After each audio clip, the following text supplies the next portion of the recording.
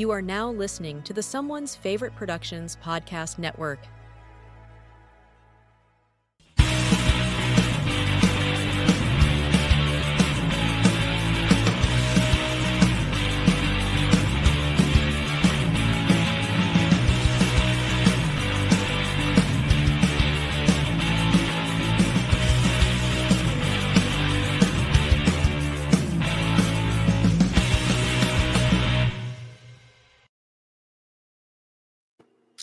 Hello, and welcome back to another wonderful Thursday night with Dr. Will Dodson. It's the first Thursday of the month. Will's always here.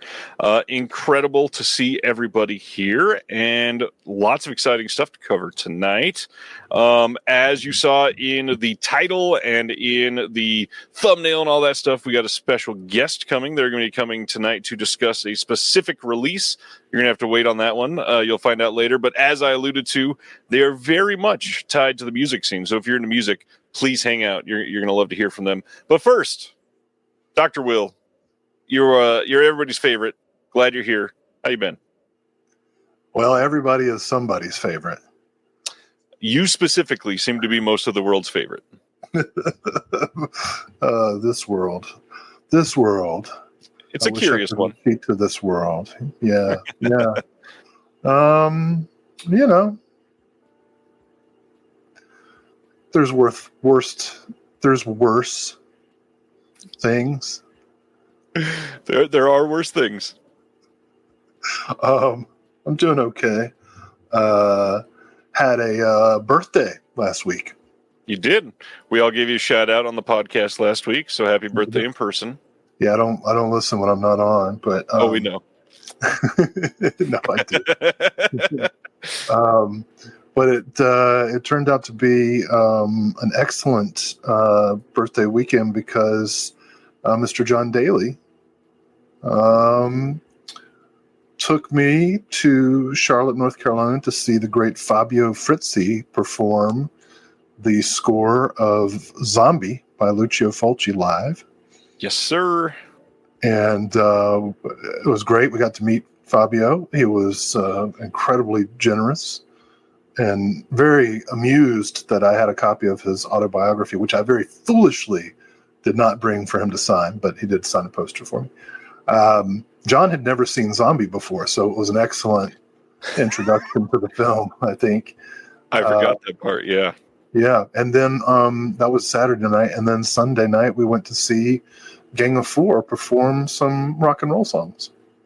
So always a nice week. I know you're super tied into the music scene. Actually, I went to a show this week too, which I don't get to do a lot. That's pretty nice. Did you see a DC Talk reunion, or they broke up once? No, I went to see Foxy Shazam actually. Oh, sweet! Love Foxy Shazam.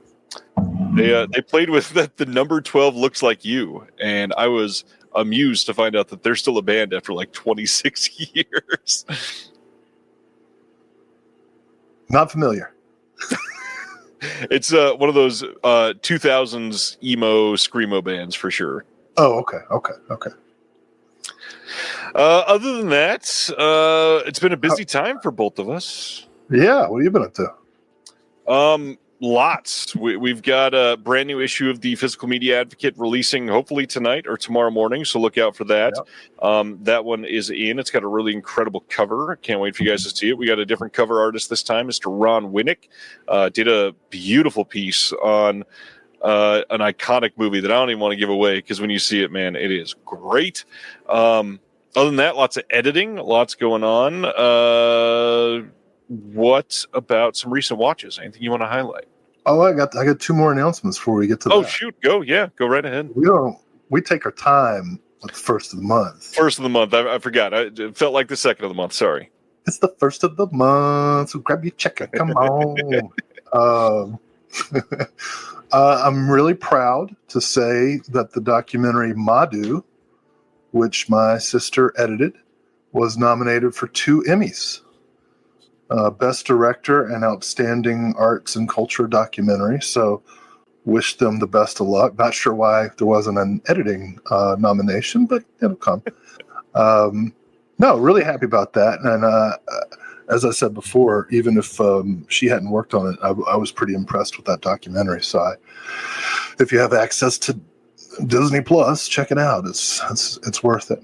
And then the other thing, which I'll plug at the beginning of the show and at the end, is if any listeners are in the North Carolina region, which, by the way, today was named 43rd lowest pay for teachers in the nation. That doesn't have anything to do with what I'm about to say. It was just a little tidbit. Oh, man. 43rd. If you're around and free on Memorial Day weekend, you should consider coming to Carolina Fear Fest, where Mr. John Daly and I are going to be repping a table for Severin Films and for TerrorVision Records and Video, where there's a super boutique team up. Both tables represented. If that's not enough reason for you to come out, Malcolm McDowell is going to be there, Samantha Mathis, Bill Mosley, Tiffany Shepis, and this great recording artist that I used to listen to in the early 2000s named Tracy Lords. She does dance music. I don't know if you've heard of her. I was wondering how that was going to work out because, man. She did an album called 1,000 Fires with Juno Reactor. It's great. When we were first talking about you doing the table and I let you know that Tracy Lords was going to be there, I thought for about a whole week I was never going to hear about anything else. Oh my God. Have you ever seen Excision? Excision. I want to say it's 2012. She is so good in that movie. I mean, it's incredible. Excision is a really good movie, and Tracy Lords, like, if you've ever if you've only ever seen her in schlocky stuff, check out Excision, because her performance was fantastic, like absolutely devastating. Excision is a movie that parents will have trouble watching. Maybe I have seen Excision. It's a tough one, man. So big fan of Ms. Lords, trying to decide what I want to get signed. Her memoir, her album, my copy of Excision. All right. My forehead so that I could tattoo the signature.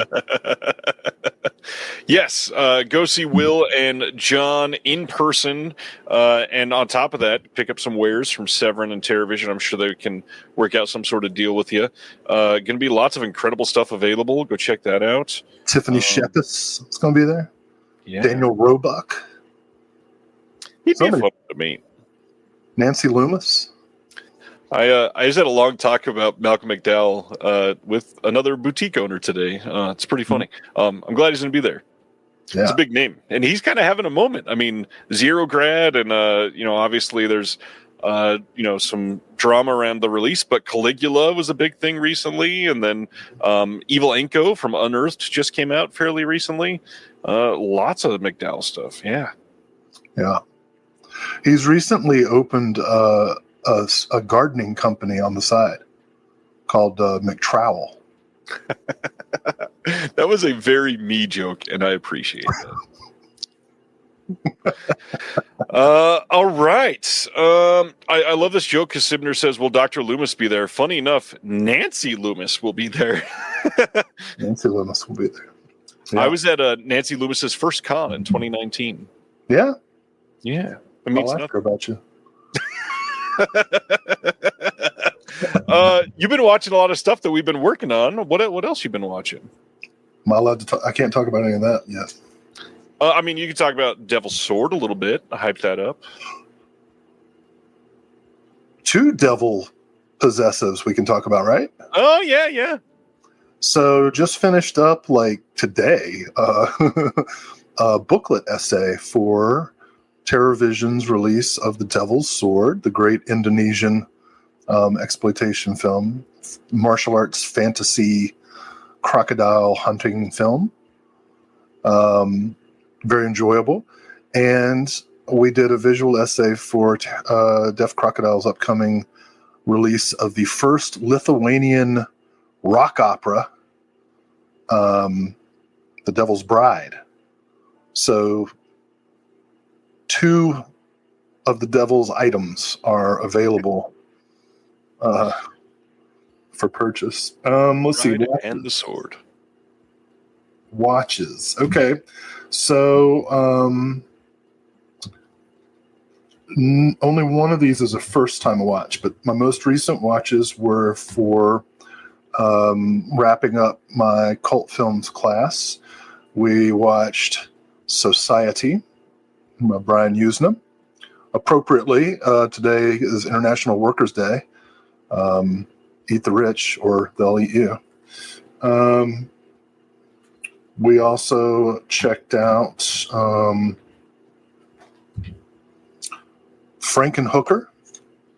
And I have to say, I've said this on the show before, but probably the thing that makes me happiest in the world is knowing that almost 2 decades worth of students at the University of North Carolina, Greensboro, if they major in media studies, are likely going to have to watch this movie in order to graduate. Good. And nothing gives me more pleasure than the reaction to all of the hookers blowing up scene. And we had a great conversation. Like, they totally got it. We had a fantastic talk afterwards about, the commodification of women's bodies and the sort of cultural dissection of body parts and so on. That was really good. And keeping with the theme, Jennifer's Body, Where's My 4K? We watched the director's cut, which has that great funeral scene. Love this movie. Students loved it as well. A lot of people, it was their first time and they were really surprised. And finally, just to show that I've got culture, watched Dario Argento's staging of Giuseppe Verdi's opera Macbeth in conjunction. That got a Blu-ray release. Yeah, it's got a nice little interview where he talks about some quotations he makes from Deep Red and from the film opera within the staging of this.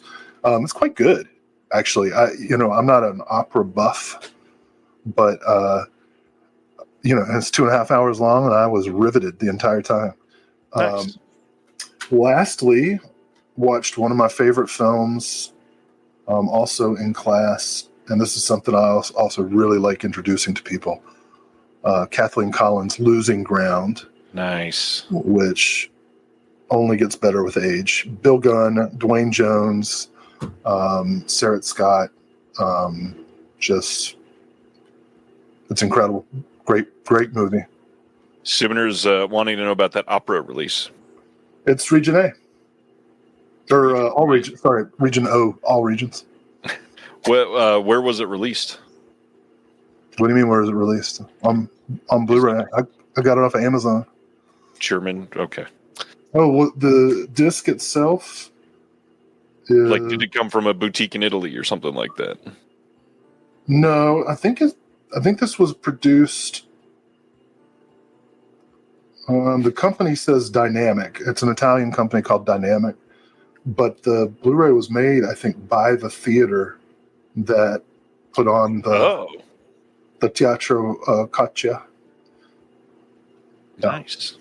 Teatro is Italian for theater, and Coccia is Italian for... I caught you. Coffee, I think. Isn't that cafe? I don't know. This week I watched a couple shorts. I've been watching a lot more shorts lately. Watched the new 2025 movie Novocaine with my family. The Jack Quaid and Ray Nicholson Nepo Baby Duel to the Death film. Good movie. I was surprised. I thought it was actually pretty well handled, pretty damn funny. Jack Quaid is a charismatic son of a bitch, and Ray Nicholson, I think, has actually got a pretty Will disagrees. Pretty solid future. He's pretty good at what he does. But the other big thing, definitely want to talk about, is the Patreon watch along was this last weekend, and on Sunday we watched crazy movie, Jeffrey Wright's Romper Stomper from 1992. It was my first watch ever. Wait, let me do it. Let me do it. What are you doing here? What are you doing here? This is not your country. It was a damn good movie. I'd say they should show that in the White House. They probably should. I never mind. I was going to make a way worse joke. I interrupted you, and I want you to start over because Romper Stomper is a great movie, and I want to hear you talk about it. It's an incredible movie. Just remarkably acted. I am, just absolutely thrown by the amount of pure violence they showed in that movie. It did not hold a damn thing back. And sitting down with a group of people to watch that was really interesting. And it was a lot of people. I think most of us had never seen it before. I think only one had. So to be able to have those responses in the moment in this climate than that we've had over the last few years is, I don't know. It's relieving in a way to know that it has existed and it's not just a new thing that's taking over, but also it's terrifying in the other hand of that. Romper Stomper is a wild movie that I almost feel like people should be required to watch. With some major trigger warnings beforehand, Major trigger warnings. There's a lot of things that just so pissed off in the movie. But that's the funny thing is everybody in this movie is wholly unlikable, and they film it and tell the story in a way that makes you, in small moments, sympathize with some of these people, and then you go, wait, no, these are just massive pieces of shit the entire time. But they're human, right? Right. You see why they retreat into hatred, Right. We're gonna take everything and ruin your life. God sent us. It is definitely remarkably quotable, that's for sure. But yeah, that was a hell of a first time watch, especially with a group of people. Really, I know it's an interesting time to self promote like this, but the Patreon been growing. Everybody give it a thought if you are into it. More people at these watch alongs really make it more interesting. And we, every single time after we have the watch along, we stay to talk about the movie and everything else. I think the movie got done about 10 p.m. Central Time this last time. I didn't go to bed till after 2 o'clock on Sunday night because we all just sat there on Discord and talked for hours, genuinely. So how do you do it? Is it like audio channels or you type it? No, it's all audio and typing at the same time. Wow. And in Discord, I'm playing the movie for everybody. Oh, so you're actually streaming it. I am streaming the film for everybody. Oh, that is sweet. Yeah.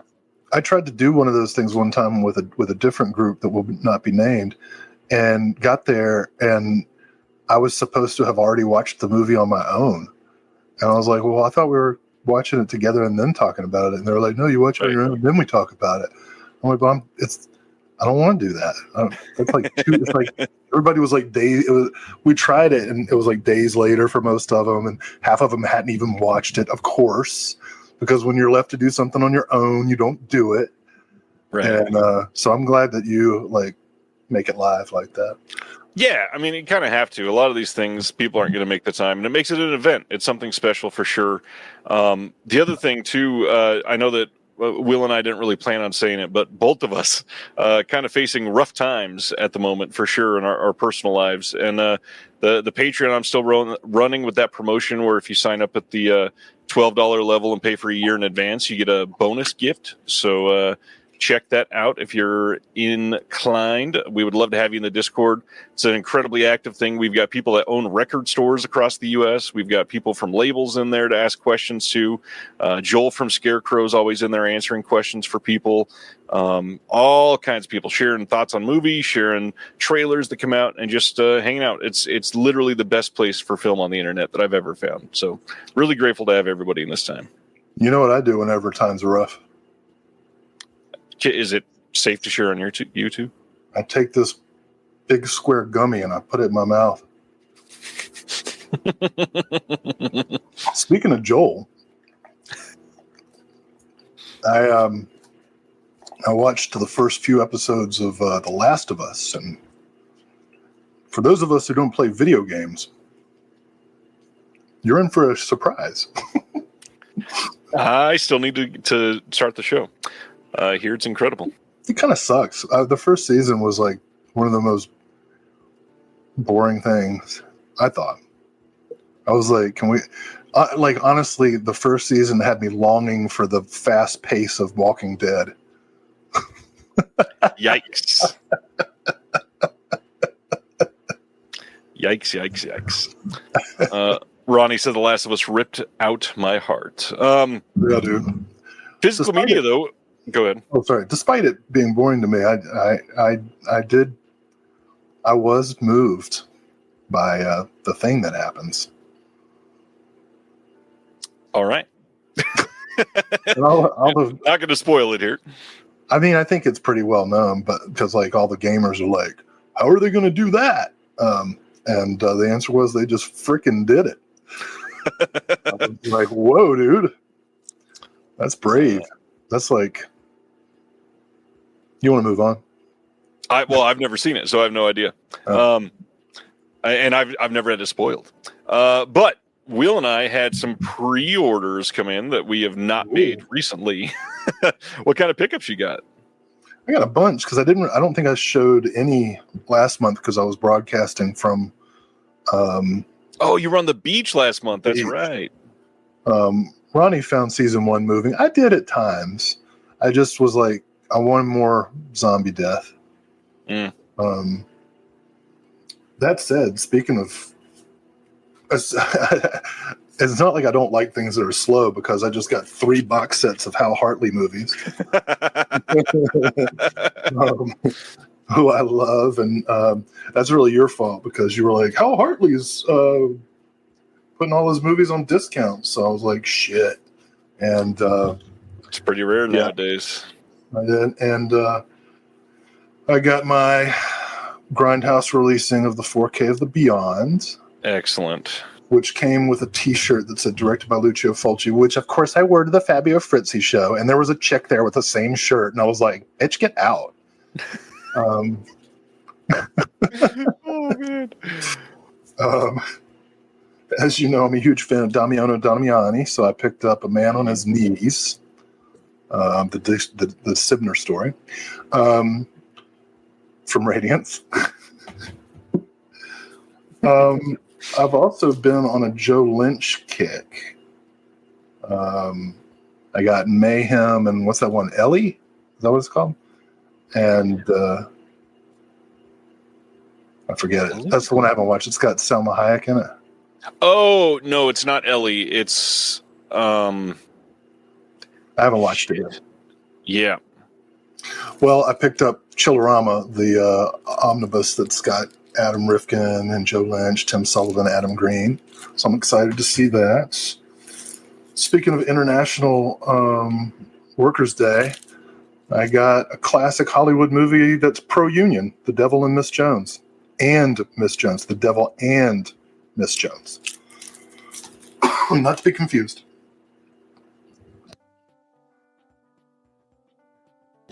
I got a John Cusack double feature of The Sure Thing and Hot Pursuit. Getting my Cusack on. Almost done. That Joe Lynch movie was Everly, by the way. Everly. So I got Everly, Mayhem, and Chillerama to add to Suitable Flesh. Just got a package in from Fun City. Got my party girl, finally. Nice. Got my lifeguard. Got to have the slipcover for Sam Elliott. And finally, very excited about this. So jealous of Bill Ackerman for doing the commentary. I love John Sayles. I love Baby It's You. I have Baby It's You. Finally, and this is kind of a live unboxing because this just arrived this afternoon. One of the most anticipated box sets of the year with incredibly compelling cover art. Blaxploitation Classics Volume 1 from Shout Factory. Look at that. I really wish that they were going to replace it with another picture. Came with a coffee poster, which I'm stoked about. So, hooray. Truck Turner in 4K. Yeah, I need to get that one eventually. Yep. So, those are my pickups for April and half of March, I mean. How about you?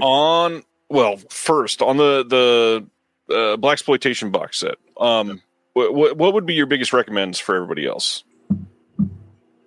out of there? Black Caesar is a bona fide classic. Larry Cohen directing Fred the Hammer Williamson. The sequel, Hell Up in Harlem, also Larry Cohen, really, really good.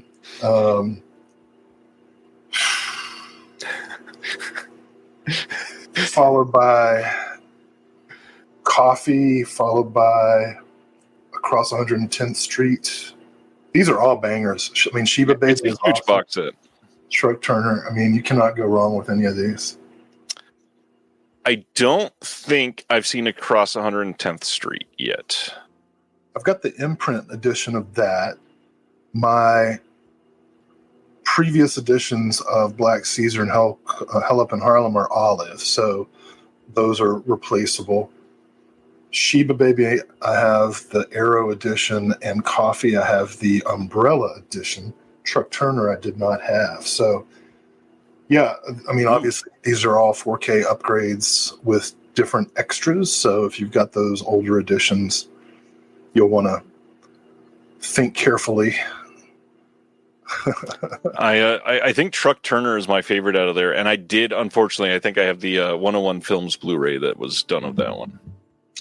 Yep. Don't need more space.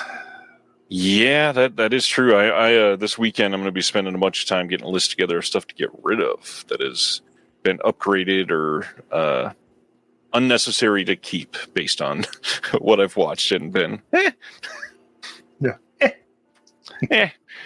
Speaking of some great movies that I've not seen, well, I guess I've seen one of these, but the rest of I'll do the one I've seen first and then highlight why about the rest of them.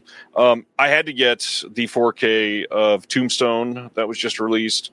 Love this. Got this in from Brother Belial. Go to brotherbelial.com.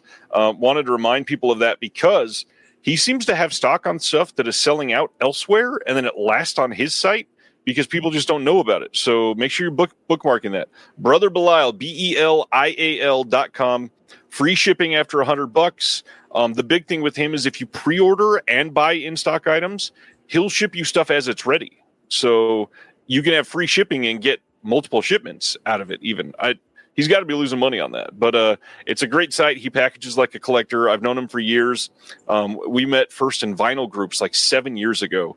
And to see him doing really great stuff with this is great. So check out Brother Belial. Tombstone was in stock there long after it sold out everywhere else. The same thing just happened with Kingdom of Heaven. I think he was the last one to go out of stock.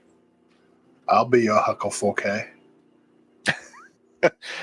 These next three I bought because before Will, had never seen any Lee Frost. And I said I would be supporting these. So the pickup from Severin. Oh my God! To get this one in. You got to watch Mau Mau Sex, the documentary included on it. It's so good. Have you seen it? That's the reason I bought it. No. Yeah, you speaking on that documentary when it was announced is the main thing that made me want it. It's better than the pickup. And I me, I love, like, if Lee Frost made it, I like it. But Mau Mau Sex is, I think, the single best documentary about David Friedman. you really get to know him as a human being, and it's so nice. Nice. I mean, like I wouldn't trust him, but That checks out. Yeah. you know. I've said on here many, many times that I don't have the respect for this person as an actor yet, and I said I was going to try harder, and I especially promised Mr. Craig Rogers in the chat that I was going to try, and I've never seen this, so I had to buy Dirty Harry on 4K. I was gonna guess the actor, but I wasn't gonna guess Clint Eastwood. Who are you gonna guess? I don't know. Jokes, you don't force it. God was going to tell me who to guess. And then a few months ago, I just realized what you said. A few months ago, I told the chat that I was going to be watching this at some point this year because I've never seen it. And everything I've said is it's one of the most influential things. And I love animation. And so I finally picked up Akira on 4K. I've still never seen it. And excited to watch it. I got this thing for very cheap. Did you say you've never seen it? Never seen Akira. Wow. Now that South Park episode is going to make so much sense. So much more sense. That and the scene in Nope, and yeah. Lots of touch points for that I'm excited to be able to understand now. So yeah, like I said, we got a special guest that's going to come in for one of our announcements tonight. That is going to be coming during the Vinegar Syndrome portion. Keep an eye out on that. If you're into music, keep hanging out. It's somebody that you might recognize. Other than that, anything you want to go into before we go to the announcements, Will? Oh, you know what? I did see one other movie. I was like, I couldn't sleep. And I was just like, I'll just put something on streaming that's like about to leave the service. And I watched Rambo Last Blood. Holy shit, dude. There's so much blood in that.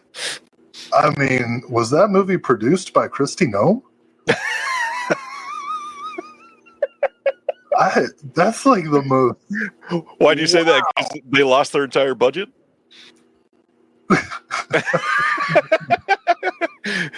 No, because that movie really hates Hispanic people. But I was pretty shocked. Yeah. It takes a lot to shock me. And I was like, whoa, man, this is like, if you watch that movie and that's all you know of like living near the border, you'd be like, yeah, we need a wall. Like, whoa. Yeah, did not care for that movie. It was pretty upsetting. The amount of jokes that just happened about somebody who's technically my boss is making me very happy right now. All right. On the note of... She is, isn't she? She is my boss. No shade. No, lots of shade, please. All offense intended. If you are watching this, CIA, please disable my card tomorrow. I would love to hear that. I don't think you really want that to happen. I for a lawsuit, it would be worth it. Okay, neat. You could be a hero, dude. I'd be a martyr. Yeah. Ed Norton could play you in a movie.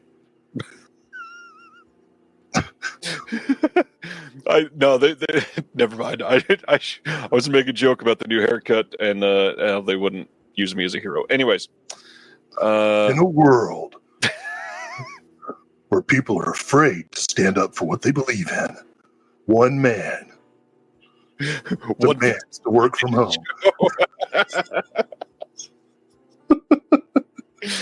All right. Speaking of physical media, let's get into these announcements. First, sweet. August 4th, Blu-ray in the UK from Treasured Films. We are getting Mikey from 1992. Mikey is the Killer Kid movie that competed with The Good Son and somehow lost, even though I think it is a much better movie. Way better. Way better. John Deal is so fun in this. I love him so much. Yeah.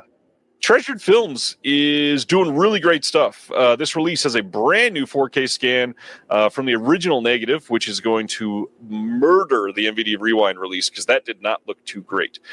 New audio commentary with Amanda Reyes and Justin Kurzweil. There is a new interview with star Mimi Craven. New interview with Whit Hertford. New Treasured Films Guide to Killer Kids of the Movies. Visual essay by Daryl Buxton. And somehow not Erica Schultz. Erica Schultz? How does that not make any sense there? Well, this is a killer kid, not a kid who is. Well, I think he does kind of. Maybe he's probably going to go into that subject a little bit. Then we got a feature-length doc that was put out before. A whole bunch of archival materials. Mikey, you alluded to it being better. Overall, what do you feel about Mikey? Love Mikey. Discovered that in the video store years. Ashley Lawrence, yeah, I thought Brian Bonsall was great in this movie. He's great, so good, and it's really funny. I mean, the kid's body count is. There's so many things that happen in this movie, and the mom is just like, "You cannot behave this way." Yeah, I know. It's like you're grounded. I think the VHS. Tagline was something like "Even Freddie and Jason were kids once." Yep. It was very, very funny, very tongue in cheek. Really, I think it's right up there with The Bad Seed and the real godfathers and godmothers of the killer kid genre. Yeah, great way to start. Great way to start the releases. A couple weeks ago on the show, I mentioned that I watched the Moonbeam Entertainment film Remote with John Diehl. How do you feel about Remote? Love Remote. Isn't that a Ted Nicolau movie? It is, yeah. Yeah. I thought the Moonbeam sub-label was brilliant. I wish more people knew those films. There are a lot of really good, fun, schlocky full moon movies that you can watch with your kids. Yep, I showed all the kids Remote, and both of them loved it. My oldest was so happy watching it; he laughed so hard, so hard. All right, carrying on. Arrow, of course, followed that up as it was the last Friday of the month, and the first one. July 21st in the UK, July 22nd in all of North America. There's a Blu-ray collection coming called the Night Watch Collection. This includes the film from 1994 and the essentially legacy sequel from 2023 packaged together, which I think is really cool for this one. They did an American remake, right, with Ewan McGregor? They did, yeah. Okay. I remember this. I never saw this, I don't think. I think I've seen the original. I don't really remember it. We got some extras on here. It is a 2-disc set. Each of the films gets their own disc, so that'll be nice. Got some decent art looking on this one. Anybody loving Night Watch? Love to hear what people say. I don't know if this is worth it, but I do really like the art on this.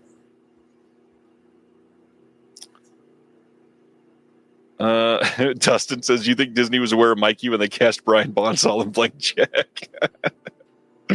What's funny is when I showed the kids Mikey, Jonah went, that's Blank Check. All right, here we go. July 14th in the UK, July 15th in North America. We are getting Crumbcatcher. This is a brand new contemporary film from 2023. This says, two married couples collide in Chris Skachstapel's beautifully shot and wonderfully wild Crumbcatcher, a truly unique and darkly funny home invasion thriller from the stable of Larry Fessenden's Glass Eye Pictures. This is going to have a new... Go ahead. Oh, Scotchdoppel. Scotchdoppel. Okay, that sounds like something I can order at Waffle House. We got a new commentary by Mr. Scotchdoppel himself, recorded exclusively for Aereo. in 2025. We've got a making of. It's a 38-minute behind the scenes feature. We've got some short films on here, which I always love. And the usual. They got a collector's booklet in this. There's even an intro by Larry Fessenden himself and some new writing on it. So it looks like a good set. However, I've heard this movie's not very great. Anybody else seen it? I think I made a mistake. I think it's Scotchdopoly. Now that instead of something I would order at Waffle House, sounds like a game I'd play on the sidewalk. Like with a unhoused guy with a brown bag full of hooch. Anyways, to the next announcement. Scotchdopoly with me. Jesus, Will. We're not going to spend too much time on this one. Arrow got the rights for Narc again. They put this out in the U.S. They are releasing this on 4K and Blu-ray in the U.K. now on July 7th. All the same features, everything. That's the exact same release. So if you already got this one, you don't need that one. However, UK friends, you can now get this, and it's nice to see that it's available there. Yeah, there's narcs everywhere these days. That's true. They don't stop. Here we go. July 21st in the UK, July 22nd in North America, you can get Cutting Pizza with a Pair of Scissors in 4K Cobra from 1986. Now, there was some rumors swirling this last week before this announcement that they might be able to have the work print and get that in 4K. It is here. However, it is just in SD. They did not. They were not able to get original elements for this. It was pulled from a tape master. However, it is the first time that it has been released in ages or seen in ages. This is a pretty huge deal for fans of Cobra. This is a very fun movie. This is, should I say, probably top 2 or 3 Stallone for me. Wow. You want to die with me, pig? Yeah, this is a pretty good one. This is, as far as I can tell, if I remember right, I believe this got all of the Scream Factory extras, which was a pretty robust release, and they got a new commentary by Kim Newman and Nick DeSemlian. There's also a new commentary by Josh Nelson and Martin Pedler. That's pretty good to get 2 new commentaries on a already full release. TV version of the movie with deleted and alternate scenes presented for the first time on home video ever in SD, and new visual essays, archival interviews, all that bonuses that they had previously. Then an illustrated collector's booklet with new writing on the movie by Clem Barstow, William Bibiani, Priscilla Page, and Ariel Shudson. Sorry, not Barstow. I'm from there, and that's what I see when I see this last name. Bastow. Yes. I love William Bibiani. He's been a friend of the channel. He's been on here before. This looks like a hell of a release. If you love Cobra, especially if you don't have that Blu-ray release, this is a very exciting release. Yeah, I like Brian Thompson a lot. A good villain. Happy with Cobra? I mean, happy in the sense that it's a spectacle of bloated masculine excess. Politically, it's a little to the right of humanity. I mean, of humanity? I don't know about that. I mean, if you're the kind of person who thinks that some people just deserve to be freaking murdered, then this is the kind of stuff that's, that's Stallone's worldview. That's just a normal day in the neighborhood. Yeah. Next up, though. Oh, he's a fake tough guy. Oh, well, sure. Yeah, obviously. This, however, very, very excited by. July 21st in the UK, July 22nd in North America. We are getting a 4K of Larry Cohen's The Stuff from 1985. Adore this movie. This is getting an illustrated booklet with writing on the movie by Joel Harley and a new essay by Daniel Burnett. The 4K disc is going to have the feature and some extras on it. This has a brand new 4K restoration from the OCN by Arrow themselves. New commentary by David Flint and Adrian Smith. an archival commentary by Larry Cohen. We've got the feature-length doc that was released previously on this as well. Then some other archival featurettes. But the big thing, disc number 2, this is going to be exclusive to the limited edition. You have to buy the limited edition to get this disc. This is a pretty big deal. Early pre-release cut of the movie with 30-plus minutes of additional footage and alternate music score that's been remastered by Arrow. That's huge to be able to get that version. I don't know when it was released before, but this is a pretty good deal. The only downside is that the score is the Benny Hill theme just over and over.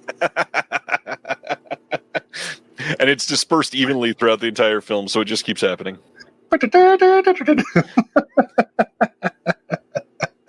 All the faces getting eaten away and stuff. Oh man, I adore this movie. I've got the stuff container up on the shelf over there. I'm sure you like this one too. No? Oh yeah. Larry Cohen can do no wrong. That is a fair statement. Not anymore, anyway. Jesus. Oh man, it's not too. Hey, not really. Hey, we just talked about this movie. July 28th, the UK is getting a 4K release of Zombie Flesh Eaters, aka Zombie 2, aka Zombie from 1979 by Lucio Fulci. This is a 4K restoration from the 2perf Technoscope negative, which means it's the exact same restoration as the Blue Underground. Arrow might have done some touch-up work like they've done on some of the previous releases like House by the Cemetery. You could see like a very slight improvement over the Blue Underground. I don't remember any issues with the Blue Underground one. I've watched it a few times because I adore this movie. So nothing that I would be looking for picture quality-wise. But new commentary on here by Eugenio Ercolani, Troy Howarth, and Nathaniel Thompson. We've got archival commentaries galore. We've got a new visual essay by Alexandra Heller-Nicholas, new visual essay by Chris Alexander, and a booklet that's going to be on this one, perfect bound booklet with new writing by Willa McClay, Jack Sargent, Heather Wixon, and Matt Rogerson. Great movie. Big fan. I was thinking, if I added up all of the money I've spent on every upgrade of Lucio Fulci and Dario Argento movies since the VHS days, I could probably buy a house. I was going to say you could probably fund one of the films they made.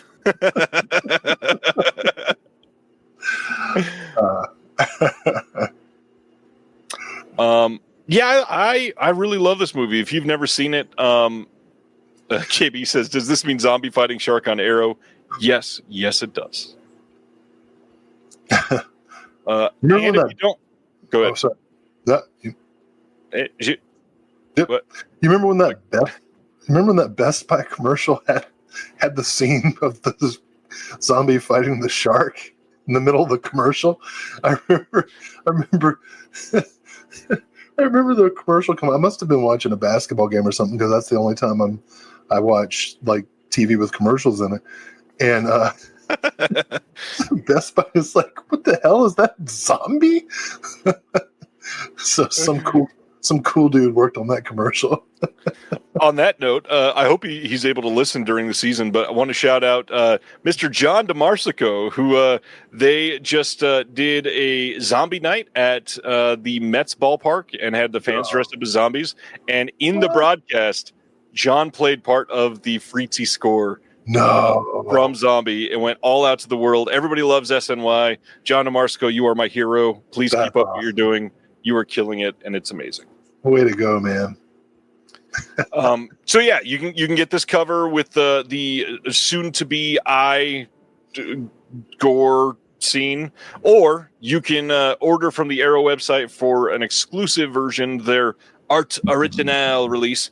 Now, what's odd for me on this one, I was like, I kind of want the iconic art if I'm ever going to pick this up. But if you look at it, to me, this looks like it's just going to be on the slip little sleeve that goes around the release itself. I don't want just the little slip sleeve. I want it to be on the hard box. So I don't know if this is worth it to me. Just taking a break. This couch is really comfortable, but I have to lean forward to do this. And when I lean back, I begin to fall asleep.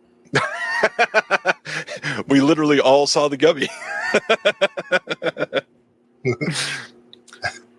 Following the Arrow announcements, Terror Vision dropped something silly on their website.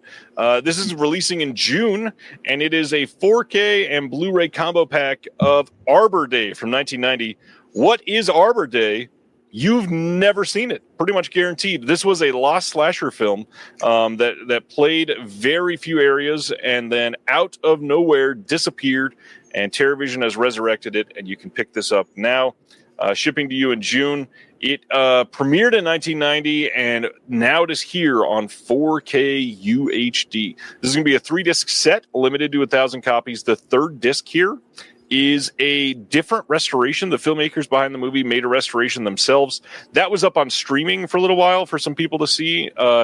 It's not nearly as good as the 4K restoration on this, so make sure you check that out. It has definitely been improved. But the movie itself, that's not limited. You'll be able to get that pretty much forever from TerrorVision, so don't worry about that. All kinds of extras here. The filmmakers themselves put together a pretty giant package for people to discover with this one. Stoked for people to see it. Arbor Day. Announced on Arbor Day, by the way. John Daly made an excellent trailer for this, and I highly recommend going to YouTube and watching it. It will make you want to pick up the movie. Yes, it will. I am happy for this. Going to our next one. Deaf Crocodile, who's in the chat here, is putting out Treasures of Soviet Animation Volume 1. Coming this month. This will be shipping at the end of May.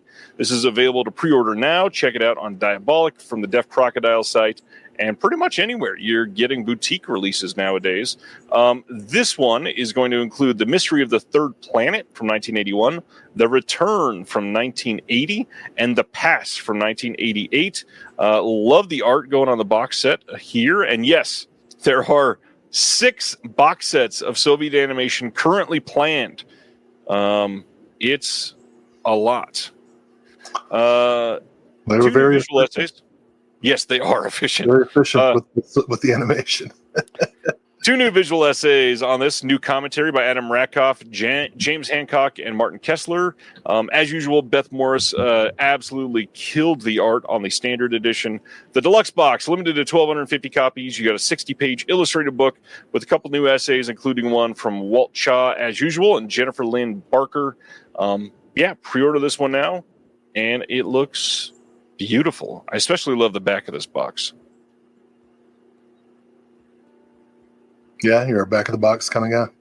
This one, sure, yeah. That box got back. Oh, baby.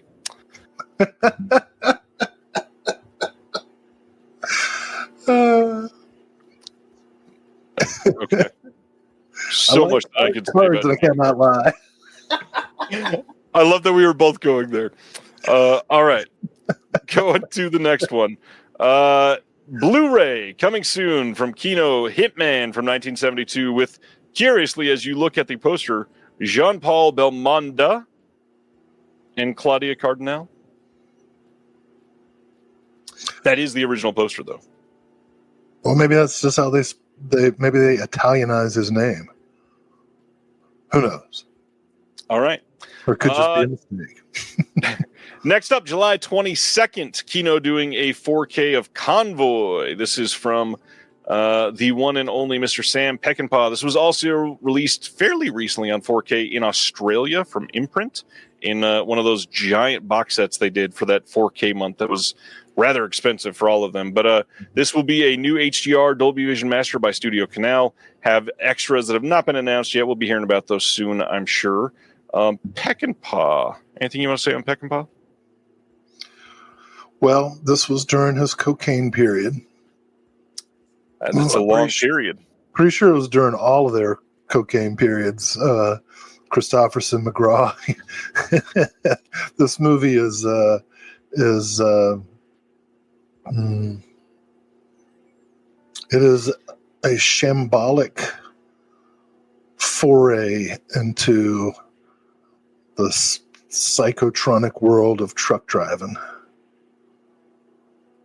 and freedom. Timely after last week we announced Over the Top on 4K. Yeah, I wish I'd gotten that one. I got a lot of things to say about Over the Top. Oh, well. Next up is Mondovision. We talked about this last week on the Silver Globe 4K from Mondovision. First release in like 8 years from that company. The big thing, this is available to pre-order now. The limited edition is priced at $89.99, and the special edition, this second one, is $44.95. So the limited edition has the CD soundtrack. It's got some art cards and I think a booklet that is exclusive to that one. The standard or special edition is what they're calling it. Honestly, it doesn't look to be like even just a regular release. It looks really nice. And to me, that almost looks like a limited edition. I would save the money and get the cheaper one by far if you were interested in this. That's what I would do as well.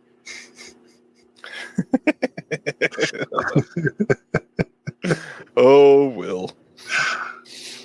All right, June 1st, there is a Blu-ray being released by the Film Preservation Society that is a double feature of Kid Boots and Get Your Man from 1926 and 1927. This is a Clarabeau double feature. This will also include the Film Preservation Society's restored version of the 1911 biograph short, A Decree of Destiny with Mary Pickford. Wow. Yes, this is, if you are into classic silent film, going to be a very excellent disc, I'm sure. Who's into like non-classic silent film? Paul Thomas Anderson. Who's like, I just want to watch the shitty stuff. Paul Thomas Anderson likes bad silent movies? I was making a joke that he made a contemporary silent film. He did? Yeah, I thought so. Anyways. Paul Thomas Anderson? What was that? I don't know. Are you talking about that French clown movie? Maybe. I'm confusing myself. A mime? Is it a mime? It won the Oscar. It was the best picture of that year. Do you know, have you talked about the new story about the Oscar oh God, no, go ahead. It was in the Times. Yep, go right ahead. The Academy has instituted a new rule that Oscar voters have to watch the movies. First time. Thank goodness. And you can see why I appreciate the Oscars so much. The artist. Who was that? Yeah, I don't think Ronnie said it first. No, it wasn't Paul Thomas Anderson. It was some French dude, wasn't it? Yeah, I think so. I don't remember his name. I'm just gonna, in my mind, it's PTA. Le Paul. All right, here we go. Shout Factory stuff. Oh man, this is a interesting slate, to say the least. July 1st, 4K coming of Primary Colors from 1998.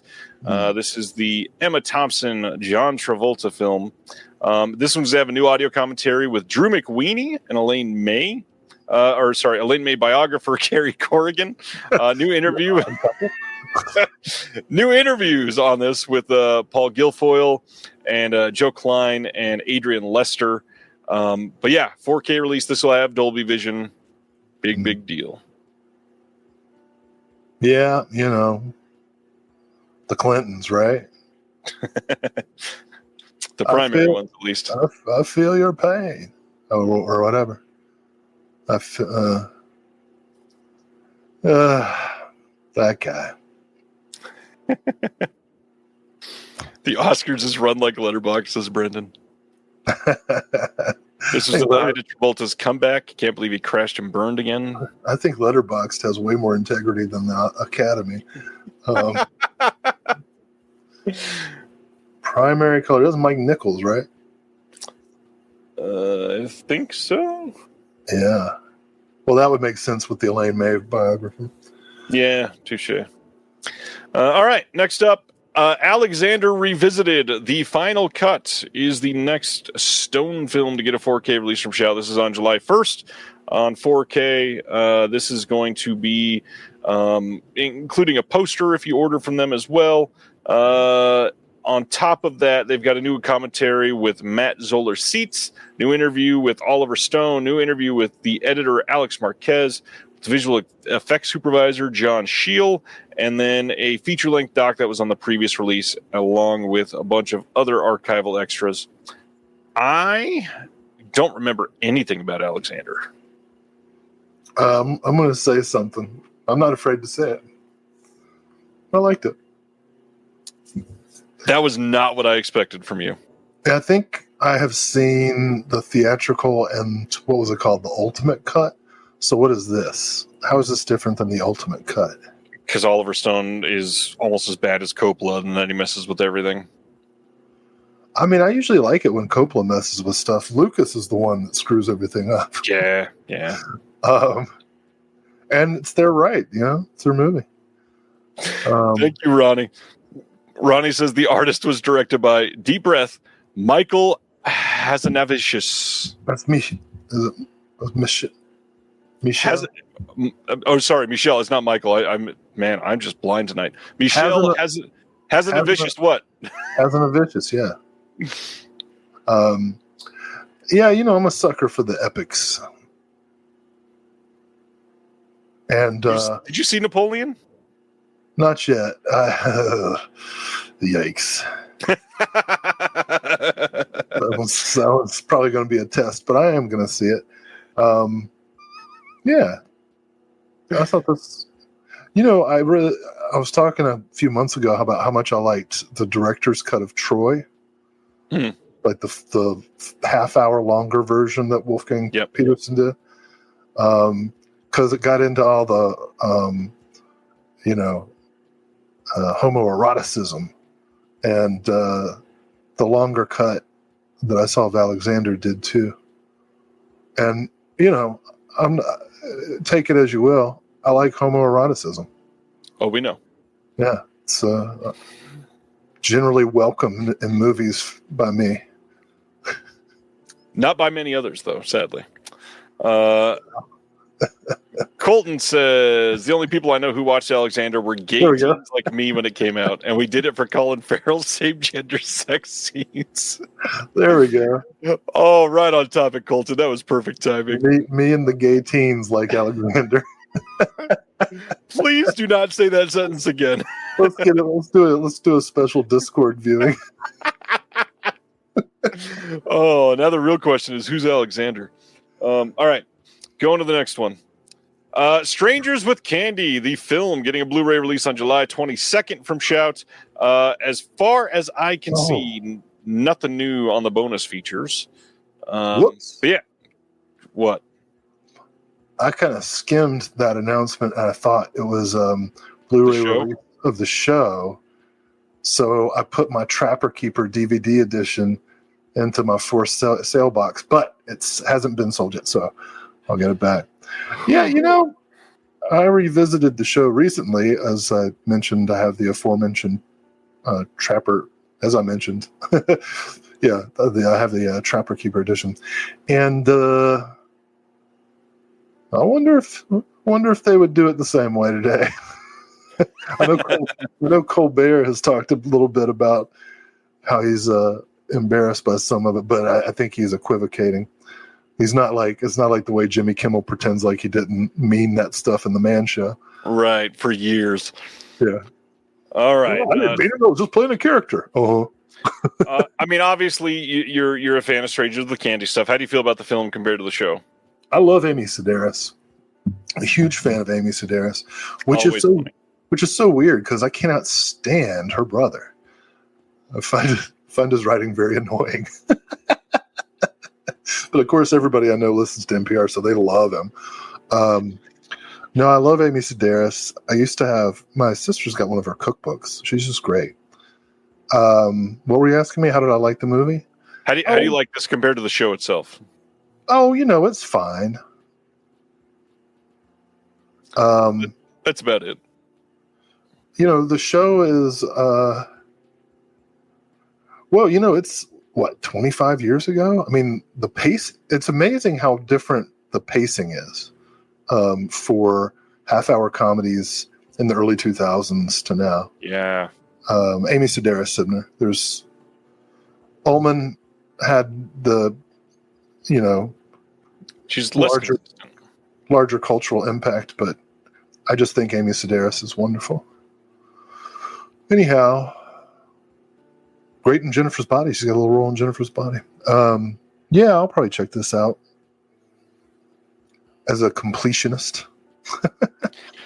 Next up, July 29th, a 4K release of Ace Ventura: Pet Detective from 1994.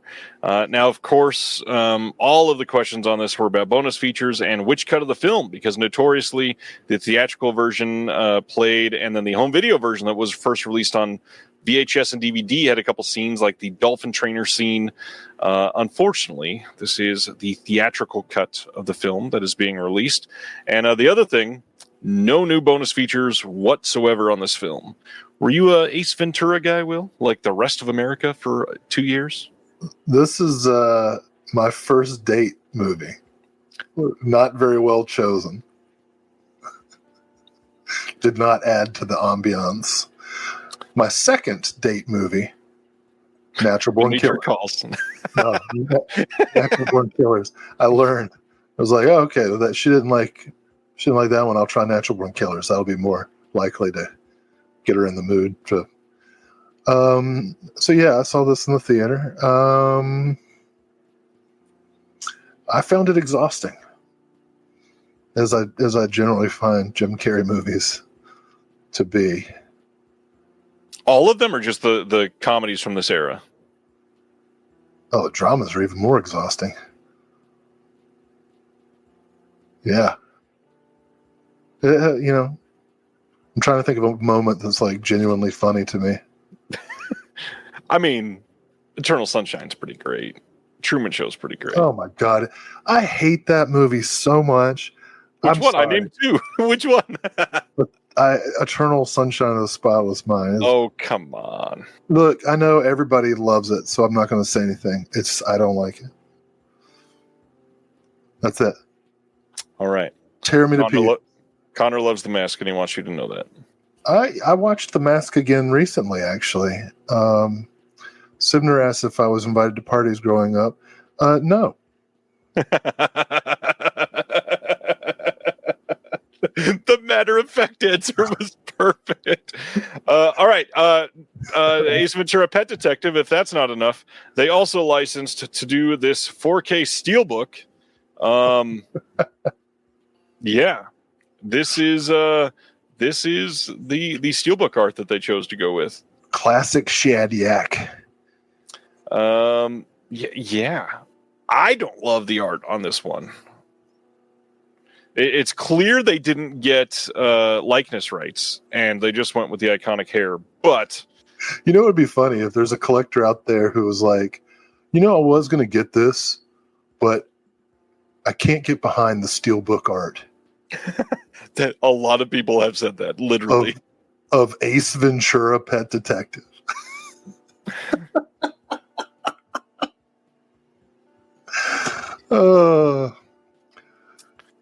Yeah, and the central climax is something that was not very nice at the time. Is not very nice now. Sibner says, "Now that looks like AI." Man, this has been contentious this week, because this and the RoboCop 2 steelbook we're going to talk about in just a moment, everybody claimed it was AI, and yet the artist came on here. Wait. The artist literally commented to say, "Thanks for your support." Wait, it's not AI. It's AI then. Oh, Will. I don't care what anybody thinks. I liked that one. I'm sure I can tell you did. Yes, this I don't understand this whole. It looks like AI. It doesn't. It looks like poor Photoshop. That is what I'm going to say. That's even meaner for the artist. I mean, no, it's not. At least he's doing it himself. Like, it would have been better if robot technology did it, but good for you, pal. Saying it looks like AI is still very bad, Sib. Come on. Especially after the whole attack that happened with a slipcover a few weeks ago. Like, this is clearly not AI. It's just bad art, and we should be able to say that. Huh? Well, don't violate your own ethos, man. We don't go with good and bad here, because every slipcover is someone's favorite slipcover. Yeah, but this is a steelbook, so fuck that. Every steelbook is someone's favorite steelbook. You're gonna make like 4 people comment on this because you know what? I'm gonna get Bob's Blu-rays on my side. I haven't talked to Bob in a while. I should reach out to him. Next up, G-Kids and Shout are putting out Grave of the Fireflies in this steelbook. The previous Grave of the Firefly steelbook was very limited. I think it was a Crunchyroll exclusive back in the day. That thing consistently has gone for like $250. But now that if those kids had some Crunchyrolls, it would have been okay. This would be a great double feature with Ace Ventura, Pet Detective. Yes. This is getting a release on July 8th on Blu-ray. It's also getting a standard release, not just a steelbook. I had a lot of people ask if there was going to be a 4K release. I'm going to say right now, most likely. Just eventually. A lot of the... I think the first Ghibli 4K remaster is playing this summer, if I remember right. So I would just be prepared. I bet a lot of those are coming the next few years. Including this one, most likely, eventually. Oh, man. I can't wait to see it in ultra high definition. That'll just bring it home. So I used to teach a course on the history of anime. I'll never do it again because the students that sign up for that course are fucking horrible. But when I showed, and of course the students have never seen anything that was released prior to like 2015. Of course. You know what I mean? So for most of them, it was their first time seeing Akira, Vampire Hunter D, Ghost in the Shell, all that stuff. And I go all the way back to like, the beginnings with around 1944. Just like you did in our visual essay on Tamla 2010. Oh, that's right. Space from Deaf Crocodile. Check that out. Right. Yeah. Nice. So when the class before I was showing Grave of the Fireflies, I asked how many students had seen it, and 0 had seen it. And I didn't bother to tell them not to Google it to spoil it because I knew they wouldn't. That would involve curiosity and follow through. But when I came into class with Grave of the Fireflies, I had like 7 boxes of tissue and put them around the room. And by the end of the movie, every single box had been opened and used. Like, I think almost every single student cried. And it was a great day for me. Oh, what a story. Hey, we just talked about AI. If you want to not support AI, let's talk about this release. Shout is putting out a standard edition of the Wallace and Gromit, the Complete Cracking Collection on 4K on July 15th. Now, this one, This is an AI upscale that ruins a lot of the definition of this film. What? That was not done by Shout. Aardman, the production company, are the ones that did the AI upscale themselves. The rumor is right now, and I have not been able to find confirmation anywhere, but the rumor is that the original negatives for these were all destroyed in the fires back in 2011 in the UK. So it is quite possible we will never get proper restorations of these again, which means the old Blu-ray release is probably the best they're ever going to look, because these do not look great on 4K. Aardman. But hey, love Wallace and Gromit, love their stuff. Never seen it. Oh, well.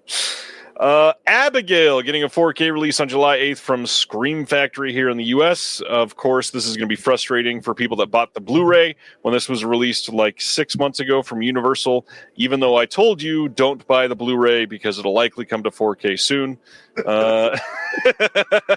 Here it is on 4K from Scream. Now, the really cool thing, I do got to point out, this is getting a load of new bonus features, and that is great. Looks like it.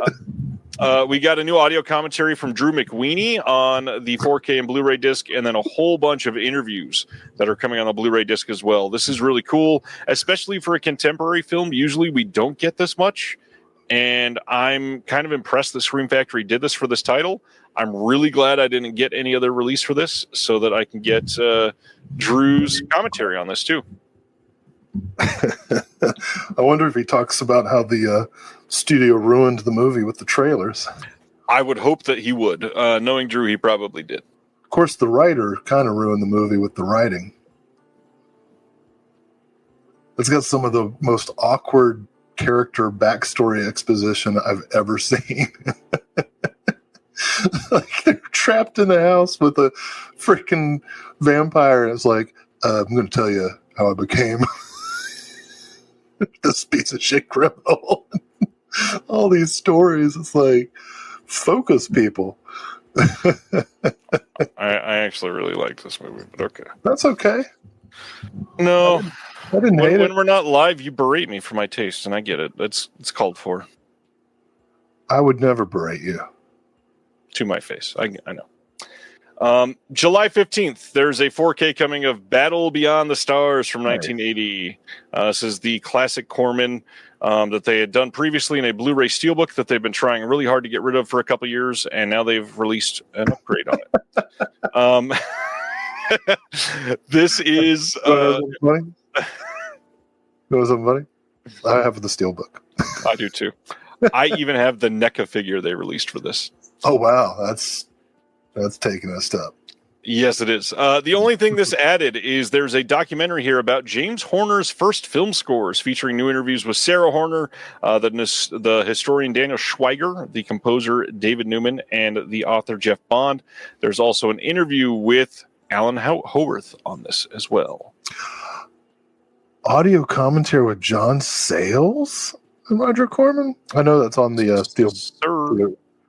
I know that's old news, but that alone is worth having the movie if you don't have it. Yeah, for the second time. You don't get to talk about sales enough on here. Now you've been able to shout it out twice tonight. That's cool. What? You don't get to talk about sales enough, John Sayles, and you've talked about John Sayles twice tonight. Not like this is discounted. I was like, you talk about sales. That's your job. All right. Fade to Black is coming to 4K on July 29th from Scream Factory. This was previously released on Blue from Vinegar Syndrome. This has new audio commentary with Drew McWeeny, said for the third time tonight. Everything else on here is identical to the Vinegar Syndrome release. So if you've got that Blue, I don't know that it's going to be super important to upgrade. However, Will, I don't think we've ever talked about this movie. How do you feel about Fade to Black? It's okay. I'm still rather impressed with this movie. I think it's much better than I expected it to be. Yeah, I mean, it's a keeper. I'm considering the upgrade. I don't know if I'm gonna, but I wouldn't hate it if I did. Oh, well. Weird. Crazy. What's weird? I was just gazing at the 4 audio commentaries and taking in the different names. You're just so excited to listen to that Hysteria Continues?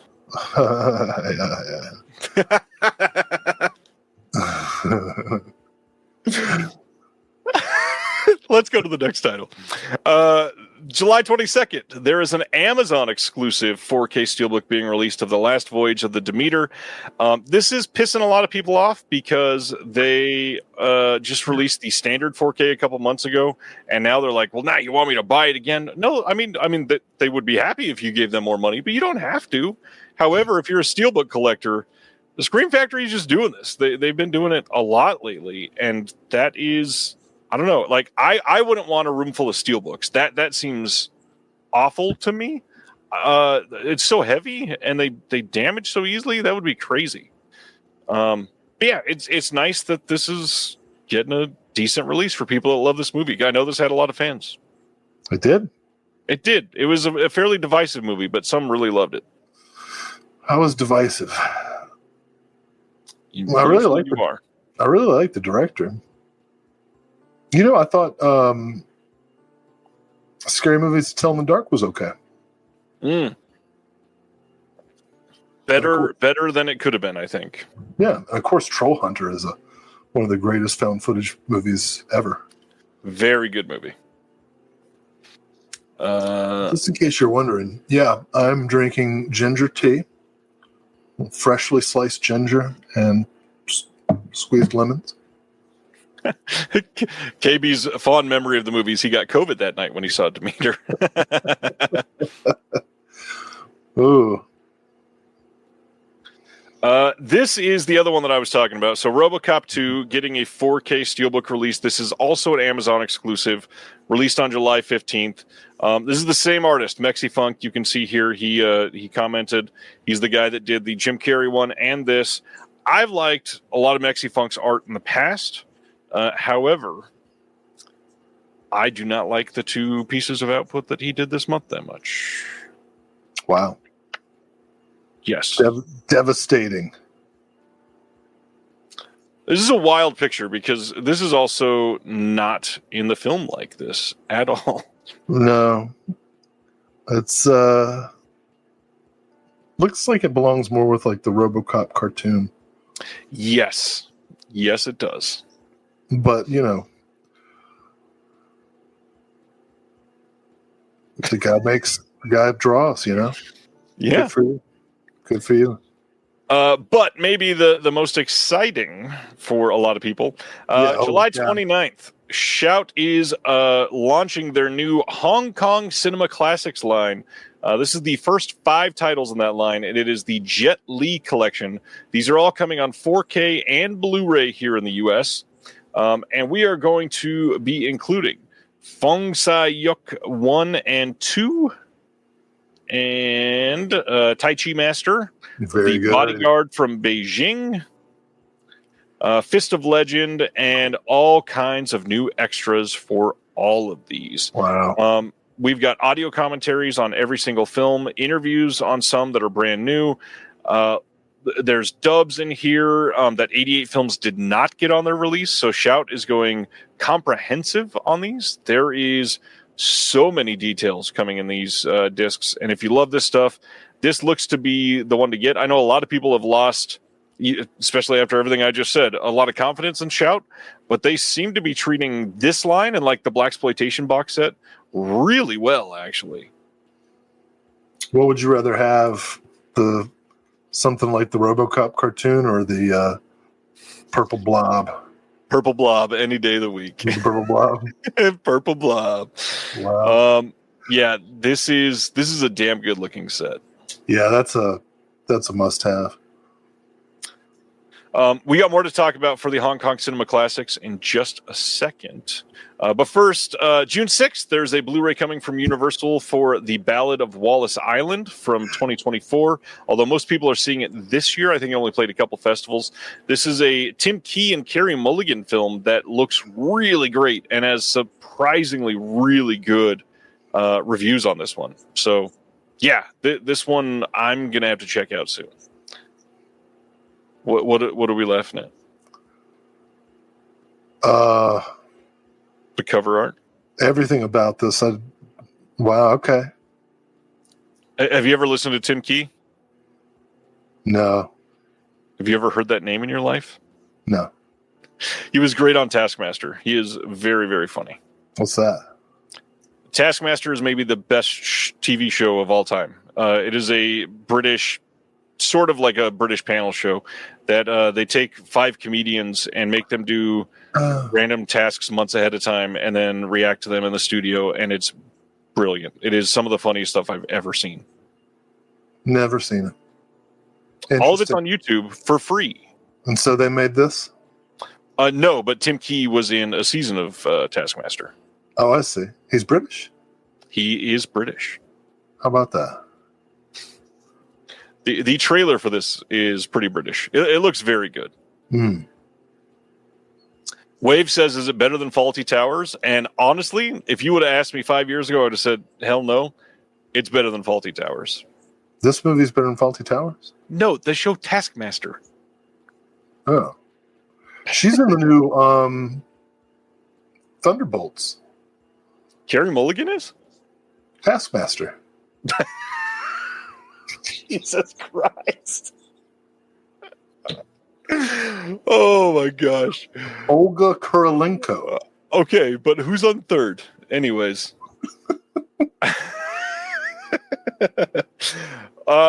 Back to the Hong Kong Cinema Classics line. So we got some release dates, and there actually was some cover art that they put out in a video, so you can check that out. City of Fire from 1987. Thank you, Will. Coming to 4K and Blu-ray on August 26th. Peking Opera Blues from 1986 coming to 4K and Blu-ray on September 23rd. And they wanted to announce that they are putting some of these out in 4K on digital first before they prepare for physical media.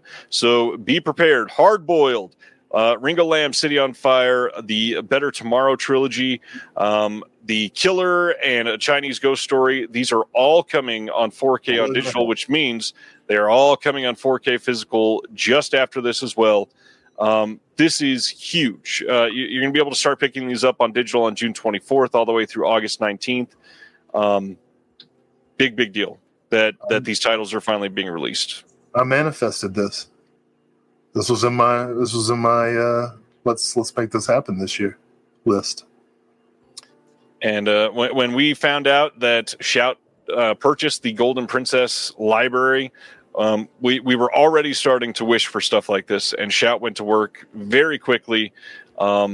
These are going to be massive. And a lot of people have asking, why are they doing digital first? And let's just be honest, Shout has to make their money. A lot of people that have been after these films for so long, if these are ready for digital, they got to put it out there. They'll make some money on digital, they'll make some money on physical, and that library that they did cost them a shit ton of money, you can bet. So they got to make that back. Sibiter's asking, could they just do a John Woo box set, make it easier for us? I mean, to be honest, they could, but the hard part, Shout doesn't really break up box sets. So like that Blaxploitation box that Will just held up, somebody might only want one of those, and now it's locked in the box set. And for those that might only want one of the John Woo films, it would be locked in the box set. It would be nice if they gave options, but that just ain't happening. I wish it would. Shout Factory is the Al Gore of box sets. We keep them in a lockbox set.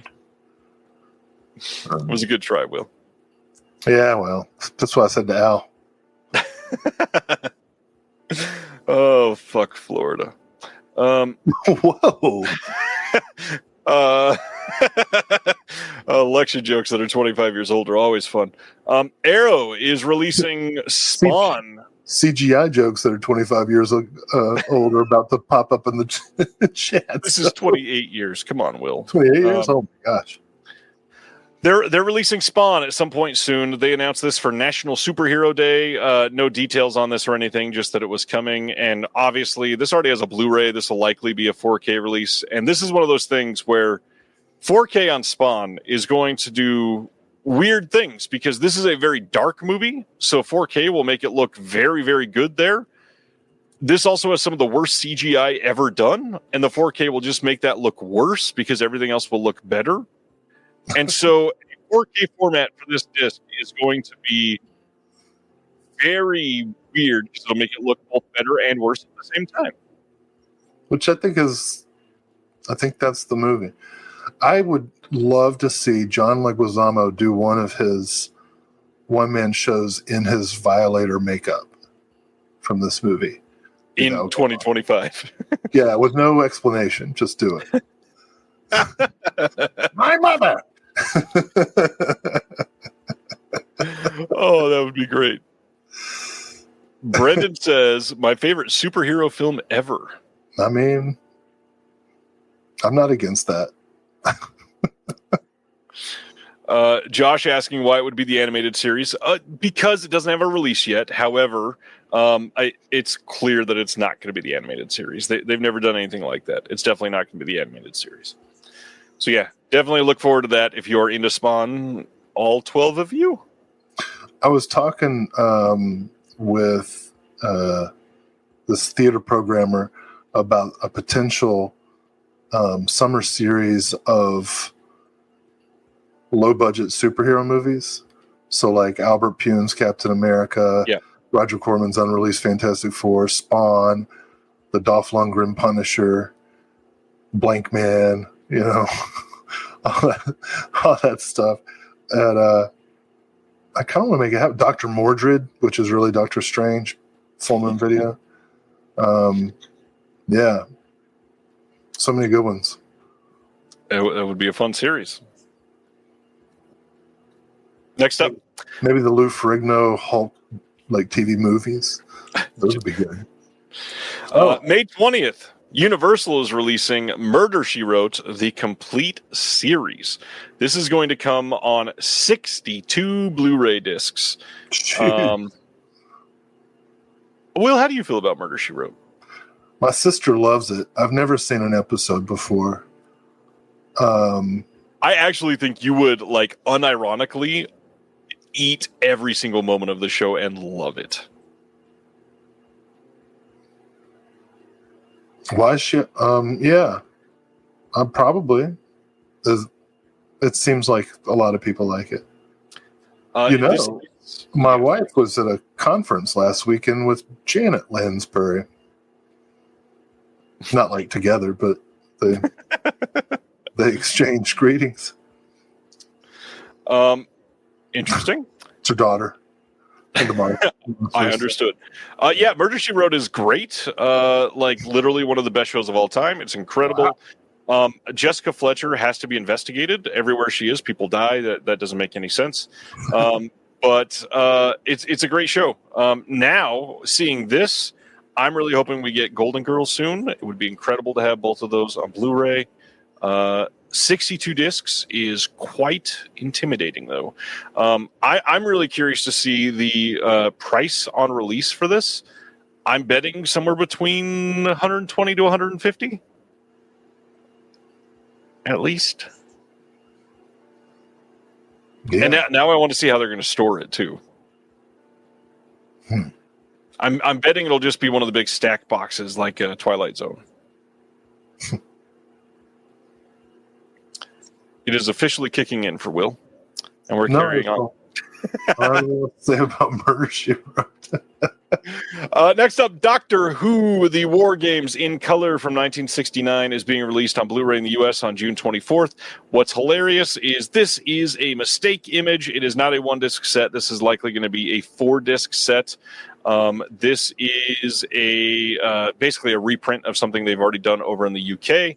And I know a lot of people hate the colorized version, so we're not going to spend a lot of time on it. Plus, I don't think Will and I are either one of us Doctor Who stuff. So I tried watching an episode once, and I couldn't get into it. Yeah, I didn't love what I've seen. Wow. You've just lost a lot of subscribers. Oh, yes, on Doctor Who. June 10th, 4K Blu-ray DVD release from Universal in the U.S. of Drop from this year. Now, what's interesting about this is consistently over the last couple of years, Universal has only been releasing Blu-rays of their horror titles, even if they do well, and then releasing 4K 6 months later. They're releasing this on 4K on day one, which is a better move. I'm glad they're doing that. I hear this movie is good or bad, depending on who you ask. What are you confused by, Will? Did it already come out in theaters? I just saw. Oh, yeah. No, it's already played theaters. I missed it. This is a Christopher Landon film, the same guy that did Happy Death Day. It's got some features on here, including a commentary with Christopher Landon. I am very curious to see this. I thought it looked pretty damn fun. Next up, April 29th, which is literally multiple days ago, there is a BDR being released by MGM of Fatal Beauty from 1987. This is the Tom Holland of Thinner and Fright Night fame, directing Whoopi Goldberg and Sam Elliott in a lethal drug movie. I still think that the interview I edited with Tom Holland on Thinner gave me the funniest moment, and it was in reference to this film, and it was all about how Whoopi Goldberg, he covered his face and said, Whoopi Goldberg really hates white people. Yeah, that was a fun one. Okay. Next up. Will's favorite, May 2nd. So literally tomorrow, there is a BDR being released in the U.S. for Screamboat, the Steamboat Willie public domain film. But this isn't even the best release of this, so we're going to be talking about that in just a moment. We'll come back to that.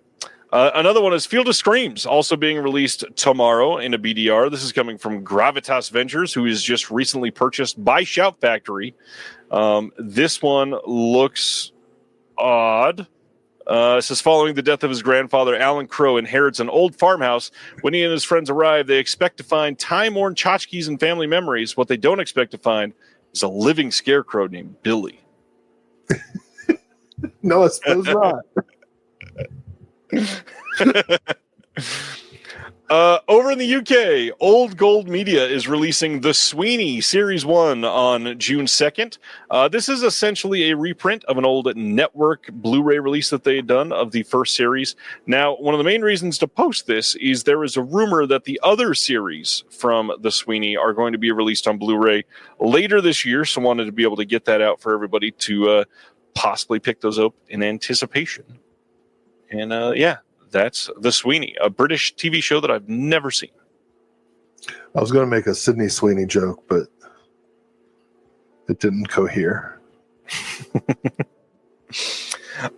Also over in the UK, Kingdom of Heaven getting a standard 4K release on June 9th. Now, at the moment, there is no standard release of Kingdom of Heaven announced in the US. That doesn't mean it's not going to happen eventually, because that steelbook has sold very well, even though it is supposedly getting another printing here in the US. But if you just want to not fight that, I'm pretty sure Orbit is going to be carrying the standard Kingdom of Heaven. So check that out. This has all the same features, the same cuts, same everything, and same hatred for Ridley Scott from Will, possibly. One of three movies in my life I've ever walked out of, like, couldn't finish.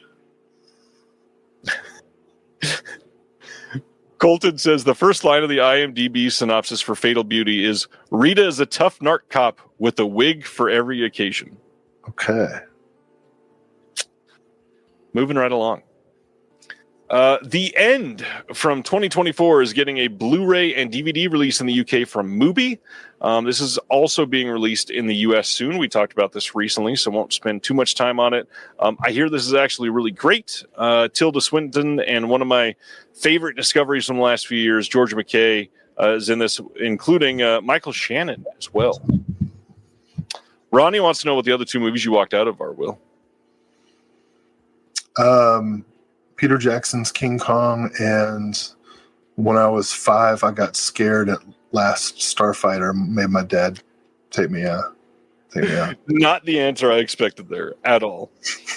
Oh, that's hilarious.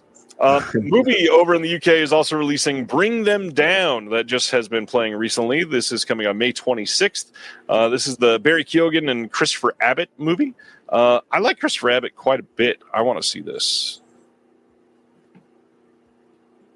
Yeah, they're continuing along with these Winnie the Pooh public domain things. All right. Isn't that where Christopher Abbott is? That's Christopher Robin. No, but there's a rabbit.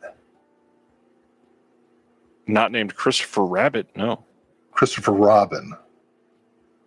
That's the human character, That's yes.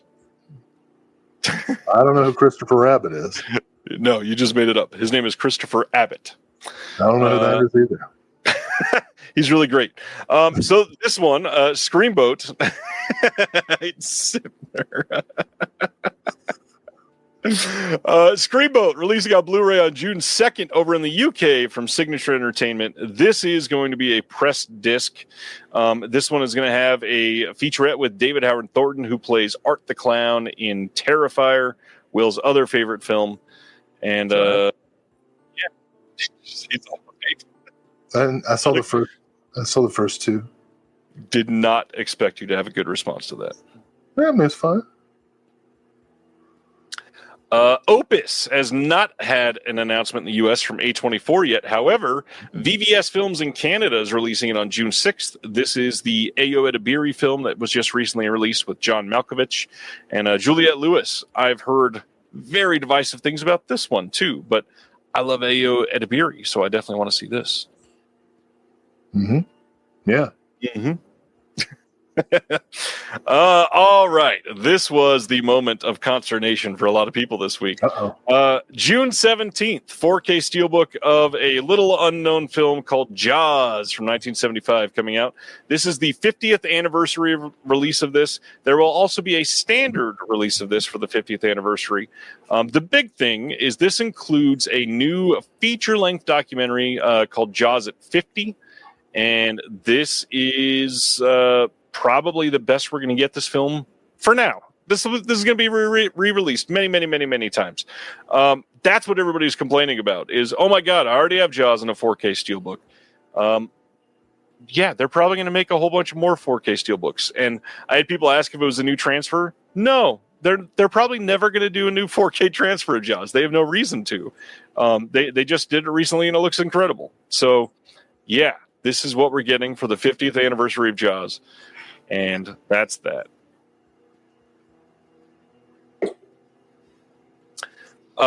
A24 announced Warfare, the new film that was penned by Alex Garland, coming to 4K and Blu-ray this summer. Should be shipping in a little over a month from their store directly. This is going to have a commentary with Ray Mendoza, Alex Garland, and the military consultant Brian Philpott that they did. There's a making of featurette. But the big thing is they went all out. It's got Dolby Vision, Dolby Atmos. Looks like a pretty incredible release and very quick to disc for them. This movie, I've said divisive a lot tonight. This movie has gotten just overall pretty great reviews. Not seen this one yet, but I am into it. Just going to nod along with everything. Got it. I don't know anything about this one, so I'll just listen. Assman says, when the fuck are we getting a complete Seinfeld 4K box set? Last fall. It already released, Assman. Come on. July 8th on Blu-ray, Shudder. Shudder is releasing The Rule of Jenny Penn that just came out fairly recently. This is with John Lithgow and Jeffrey Rush. This was unfortunately mired with a little bit of Me Too controversy right before the release, so it did not do super well, it sounds like. But yeah, have not seen this. I love John Lithgow. Yeah, don't know anything else about it. There's no Christopher Rabbit. There's a Christopher Bunny. Thanks for your thorough research. May 20th, there's an Amazon exclusive Blu-ray coming from Wellgo USA for Hunt the Wicked from 2024. Wellgo consistently giving a release for a lot of these Asian films that are generally pretty great, and you're not going to get these anywhere else. So nice to see them continuing to put these out. An Amazon exclusive release is a little weird for them. Usually it's widely available. It does. Oh man, Will, how you feeling? It's Sell Through the Wicked if it's an Amazon exclusive. Yes, thank you, sir. I thought that was funny. I get it. Everybody says that I'm high on the gummy. I don't know why. I'm tired. My eyes are dried out. Ready to move it along. Understandable. July 8th, Blu-ray in the U.S. coming from 5th season of a Apple TV show, C. This is the Jason Momoa show that they did in 4K on Apple TV, coming to Blu-ray on disc. Now, of course, the major thing that everybody saw is, oh, this was put out by Apple TV. I bet this is going to unlock all kinds of other stuff coming to physical media that they've put out. Unfortunately, no. Definitely want people to understand that this is a completely different production company. Apple TV is not releasing this. 5th season is releasing this. So don't expect Napoleon or Killers of the Flower Moon because this is being released. There are all kinds of different production companies that have shows and movies that were released on Apple TV. And all of those have a choice to put them out on physical media if they don't have a contract stating that they can't with Apple.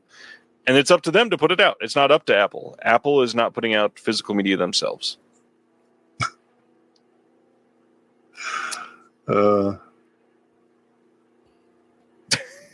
And Will actually loves Jason Momoa because he loved the Aquaman movies. Oh my God, those things!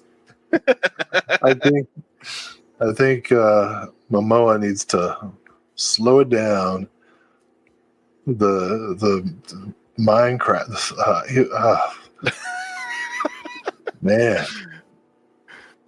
All right, next up. Warner Archive on June 10th is releasing 3 different 4-packs of films. This first one is the Clark Gable collection. It's got San Francisco, Mutiny on the Bounty, Idiot's Delight, and Wife versus Secretary.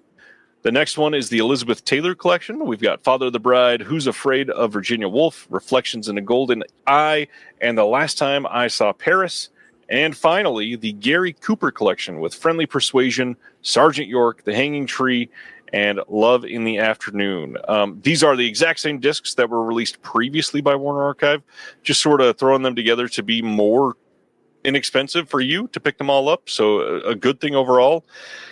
These will probably be around, I don't know, $35 to $40 on MovieZing from their storefront. However, these will likely go on sale on Amazon from time to time for like 30-ish.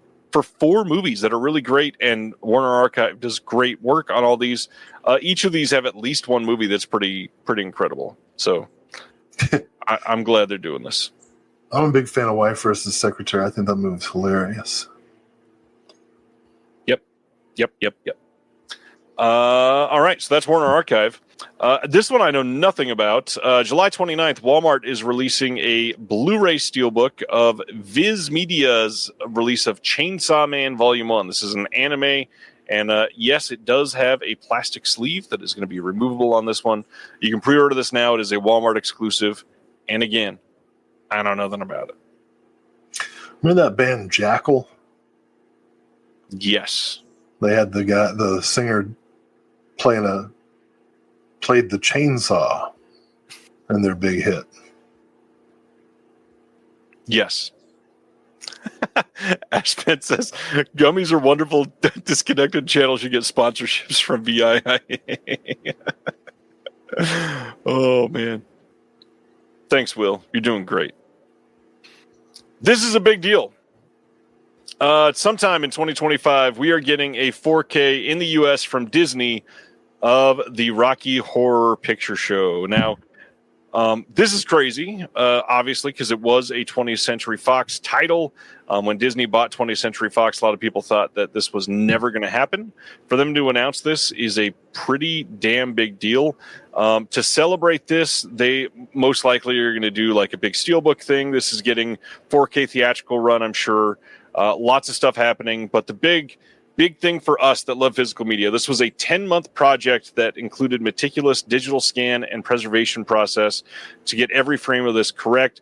The restoration will feature a newly mixed Dolby Atmos audio track, and it's also going to have, for purists and longtime fans, the original mono audio, which has been fully restored as well.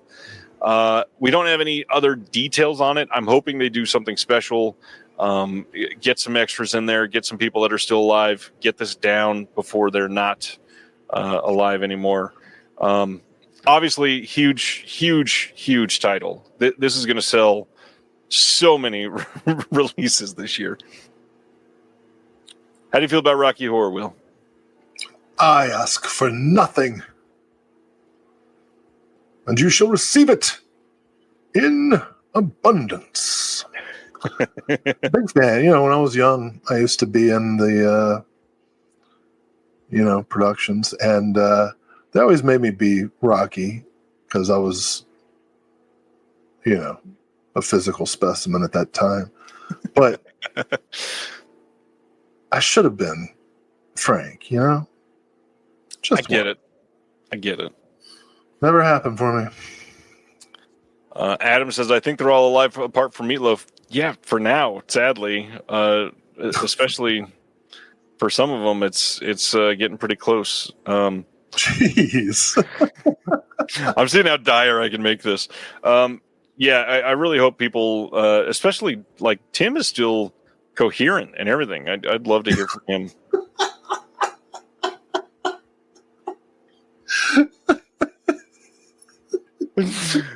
That's my baseline for anybody, really. I mean,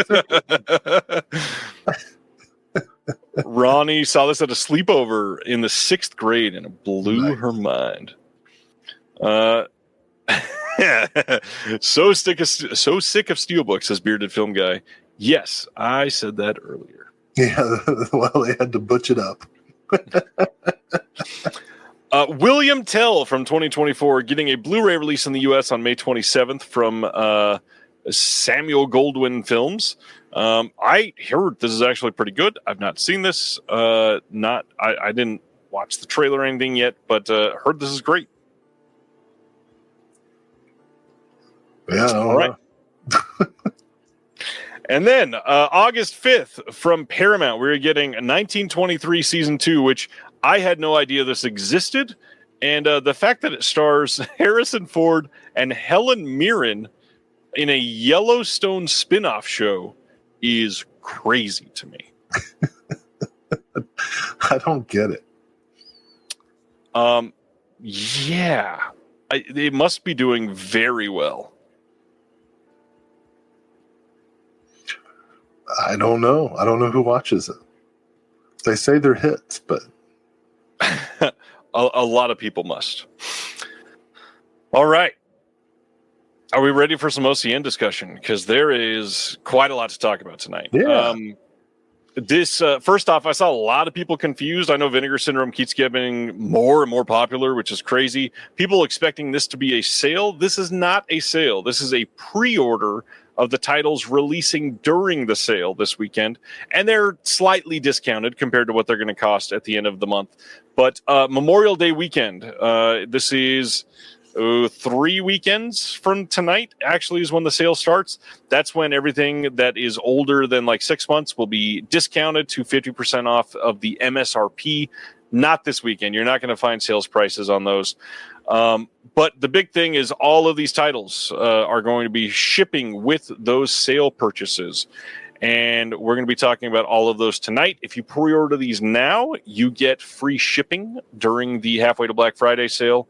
If you don't put in an order, they do charge shipping during that. But let's break it down, because it's a very mainstream sort of set of announcements this time, which I understand a lot of people complaining about today. I also just think that it's kind of crazy that we're getting these great releases. We got a lot to cover. So first off is The Golden Child. This is the Eddie Murphy, almost Big Trouble in Little China type of film from 1986, released on 4K here in the U.S. from Vinegar Syndrome. This is their next VSU. The VSU is that big magnet box that they do. It was the same release that we got for like Beastmaster and all of those others, of course. This is going to be a 2-disc set. You got the 4K disc and the Blu-ray disc. This is going to have a commentary with Kelly Goodner and Jim Hemphill. There's a bunch of new interviews on this, some archival pieces as well. Now, this one was released previously on Blu-ray fairly recently from Paramount as part of their Paramount Presents line. So I know a lot of people picked it up for that, but this is kind of an expensive one. This is one of those that's up for sale for like $50. How do you feel about The Golden Child? Have you seen this one, Will? I saw it once when I was a kid and didn't think anything of it. But Michael Ritchie's a real filmmaker. Yeah, Prime Cut is awesome. Yeah, I wouldn't mind seeing it again. I actually I didn't realize it was VSU. I thought it was part of the subscription. I don't know if I'm going to buy it though. I don't think I am. I love Eddie Murphy. This is just not one of his better movies, in my opinion. I think I need to see it first. See it again first. I just don't remember. It's a fun cast. James Hong, Charles Dance. It is sort of very, very similar to Big Trouble in Little China. It's just nowhere near as good. Big Trouble is fantastic. And this is odd because I think this, if I remember right, the story goes John Carpenter almost directed this or something like that. So, and then this came out like 6 months away from Big Trouble. Is this his first non-R-rated film? Actually, I had not thought about that yet. Probably is. 1986, yeah, probably. Jake Ryan says, music from Rat and a wet t-shirt scene has me sold. It's not R-rated, so don't expect too much from that. Colton says, I was... Huh? Oh, back then, yeah. Colton says, I was shocked because I didn't know people liked this. I saw it as a kid and didn't like it at all. Yeah, from the response today, I don't know how many people actually do like this. It seems like a handful of people are into it, but most people are not very into this title. But that's the thing. A lot of people saw this as a kid, which VSUs, other than like Showgirls and Six String Samurai and Southern Comfort, I guess, a lot of them have been kind of like films that people are nostalgic about when they saw as kids. This is getting 8,000 of the limited edition sold for this title.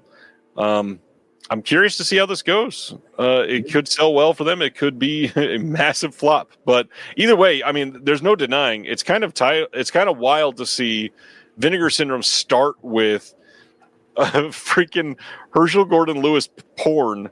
And now they're putting out Eddie Murphy. I was going to say comedies, but this movie isn't very funny. Well,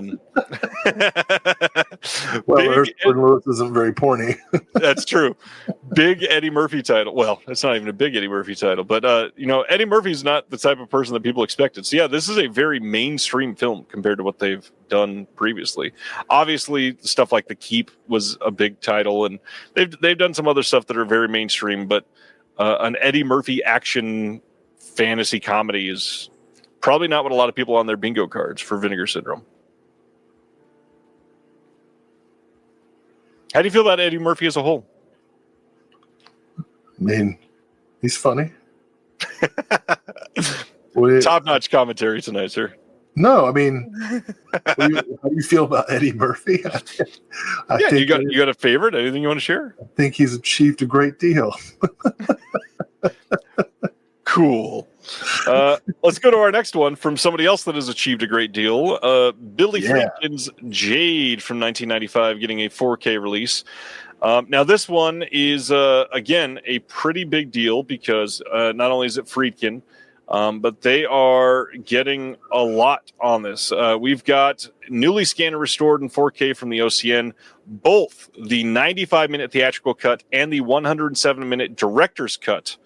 That is the big deal. The director's cut has not been seen in quite some time. We had a commentary with Jennifer Mormon on the theatrical. We've got an interview with the screenwriter on here. We've got a featurette with Augie Haas and the assistant editor Darren Navarro. Some other interviews, but Jade, like, this is one that people have been guessing for a while was going to be coming from Vinegar Syndrome. Not sure where they were getting that, but it is here finally. You seemed excited about Jade. Yeah, I saw that for the first time. Last year, the Criterion Collection had a erotic thriller series, and I watched Jade, and I don't know how erotic I'd say it is, but it was of that time, and very trashy. You mentioned Interview with the Screenwriter. That's Joe Esterhaus, the king of trashy scripts. So, yeah. Yeah, this is one that, again, seems to be kind of divisive. A lot of people very happy that this is getting a nice release, and then some other people just saying this movie is terrible. I personally, I've still never seen Jade. Never really had the opportunity to watch it. But this is one that I think is going to make quite a few people happy that they can get more Friedkin, and that's the big thing. Is it's a pretty huge director, and they're able to get that. So that's a big deal. Always fun. Well, you know what it's time for? It's time for my favorite excitement of the day. I think we need to make some sort of rodent make a high-pitched sound. Well, to discuss Dirty Work, I figured we should probably have a special guest come on, and that is Mr. Mike Hunchback of the legendary punk band Screeching Weasel. Hello, sir. Hi, guys. Hey, man. How's it How going? are you doing, Mike? Doing very well. So happy to be here, guys. Thank you for having me. Dirty Work. Tell us why you're here to talk about Dirty Work. Well, I had the pleasure of doing the special features, and while I feel I am very qualified for that job, there was an awesome little string of coincidences that happened. Years ago, I met and, hung out with for a few minutes Frank Sebastiano, the co-writer of Dirty Work, the guy whose idea Dirty Work was. He was also an SNL writer. He was really specifically one of the writers for Weekend Update when Norm was hosting it. And I have dabbled in, film screenings and stuff over the years, and I love Dirty Work. Obsessive Norm Macdonald fan, which we should talk about later. We should get into Norm specifically later. But I wanted to do a screening of Dirty Work, and I asked Frank years after having met him. And he said, that sounds like a cool idea, and ended up getting some assistance. And we were going to screen Dirty Work in Frank's other film, Beer League. I wanted to do them both on 35, located a 35 print of Dirty Work, and Frank had a 35 millimeter print of Beer League. Needed a friend to check out that print to see if it was showable. He hadn't looked at it in many years, and called Joe Rubin, who lived like really close to where Frank lives. And Joe looked at it as a favor, which was just, he's the best guy. Super, super sweet thing to do. And we had the screening, and it was an awesome night. Awesome night. I thought the story was going to end there. 2 weeks later, Joe calls me up and goes, don't tell anybody this because we don't have it yet, but we might be doing Dirty Work at Vinegar Syndrome. Would you want to do some special features? And I said, absolutely. So I got lucky on that one. Again, I think I'm qualified, but that's hilarious. I got very lucky, just the timing of that. So a lot of people got to wonder because, you are in a small band called Screeching Weasel. How do you get into special features? Like this is a very different thing, obviously. It is. Although, it's so funny because to me, it makes a lot of sense. Ben, the front man of Screeching Weasel, is such a movie nerd and has always loved movies. In fact, I don't think that there's a small chance that my interest and enjoyment in talking about movies is what helped get me in the band anyway. Because I used to be in a band called Nightbirds, and that was the band that Ben heard before he asked me to play with him. There's a lot of movie songs. We've got pictures with Belial, the original Belial that Frank Henenlotter still has. We had Frank, a old friend of mine, take Belial out to take a band picture with, and songs about all sorts of things. Thriller, They Call Her One Eye. And I think that he was like, oh, this guy's into movies too, so maybe he'll work. That's pretty awesome. And I mean, you're working on a handful of releases, some other stuff that you can't talk about yet. But what all were you able to get for Dirty Work? Because we got to talk about the story behind what the release is, but just the amount of extras, first of all, is crazy on this. Yeah. The amount of extras is crazy. And so I found a lifelong friend pretty much from the first time I talked to Oscar Bacher. Oscar and I, we found each other on this project. Obviously, Oscar already worked for Vinegar Syndrome. And we had one conversation, Joe sort of brought me onto it. And he was like, now you got to talk to Oscar. And the first thing we say is, we're going to find this lost cut, right? There's nothing that's going to stop us. If we've got this opportunity and they're going into the MGM vault, we are figuring this thing out. I'm pretty sure both of us knew that it was a small percentage chance, but we wanted to just have faith. We wanted to just believe that that's what we were going to be able to do.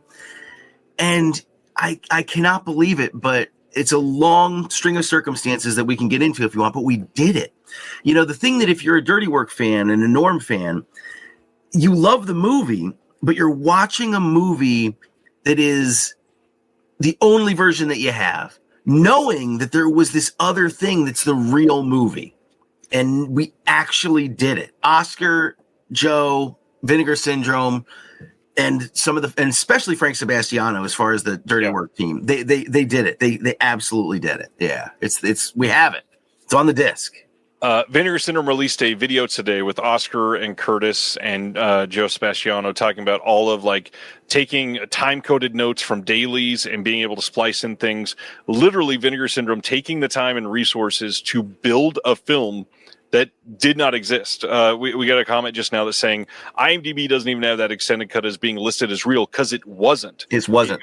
It was shown once theatrically, and because of that, they were able to cobble this together and make it work. And it wasn't shown theatrically in the traditional sense. It was a preview screening. It was just a preview screening. And one of the things that it's like we all know about preview screenings, but I didn't realize how much for comedy in this era of this kind of budget, it was like crazy. Yeah. The amount of test screenings that a movie can get. And so, it was one of those things where Norm is hot. Let this guy do anything he wants. And then Hollywood moves so fast that by the time the studio starts to get, other ideas about wanting to sell more tickets, that was out of their hands in how to cut it, So, but they did get that preview screening, and there's like a infamous phone call I remember that Frank told me about, where they Saget, Norm, Frank, Fred, they were all like, we got it. That's the movie. We figured it out. It's perfect. Quote, perfect, and that is what has been reconstructed. Amazing. This is, of course, really, really great to see, but also very sad and timely that Norm and Bob could not be here to participate, both within just a handful of years, that passing right before this was able to happen. The extras on this, what can people expect? The extras, we all buy a lot of discs, right? And you like to see that long list of stuff in there. And I'll put on many discs that I get, and I'm very happy that there's all of those special features on there. But I am shocked at the solid content of every single special feature that we have on this disc. Yeah. You know what I mean? This movie meant a lot to the people that were on it. The one that sticks out right in the front of my mind is Uni Park, who plays the street worker that bit off Chris Farley's nose, right? Yeah. And then they find love, or an unhappy love, but they find each other and they're happy to be together again. I'll be frank, you know what I mean? I'm a big fan of crude, funny comedy. I love, SNL and National Lampoon and all this stuff. And it doesn't bother me. And I think that for a lot of people, they all accept it as comedy. But, if you're a working actor and if you're a working Asian actor, maybe you think some of those jokes just aren't as funny as they used to be. Yep. And so Oscar reached out to her, I reached out to her, and we just kept on reaching out. And literally after we wrapped special features, she said, I've got some time.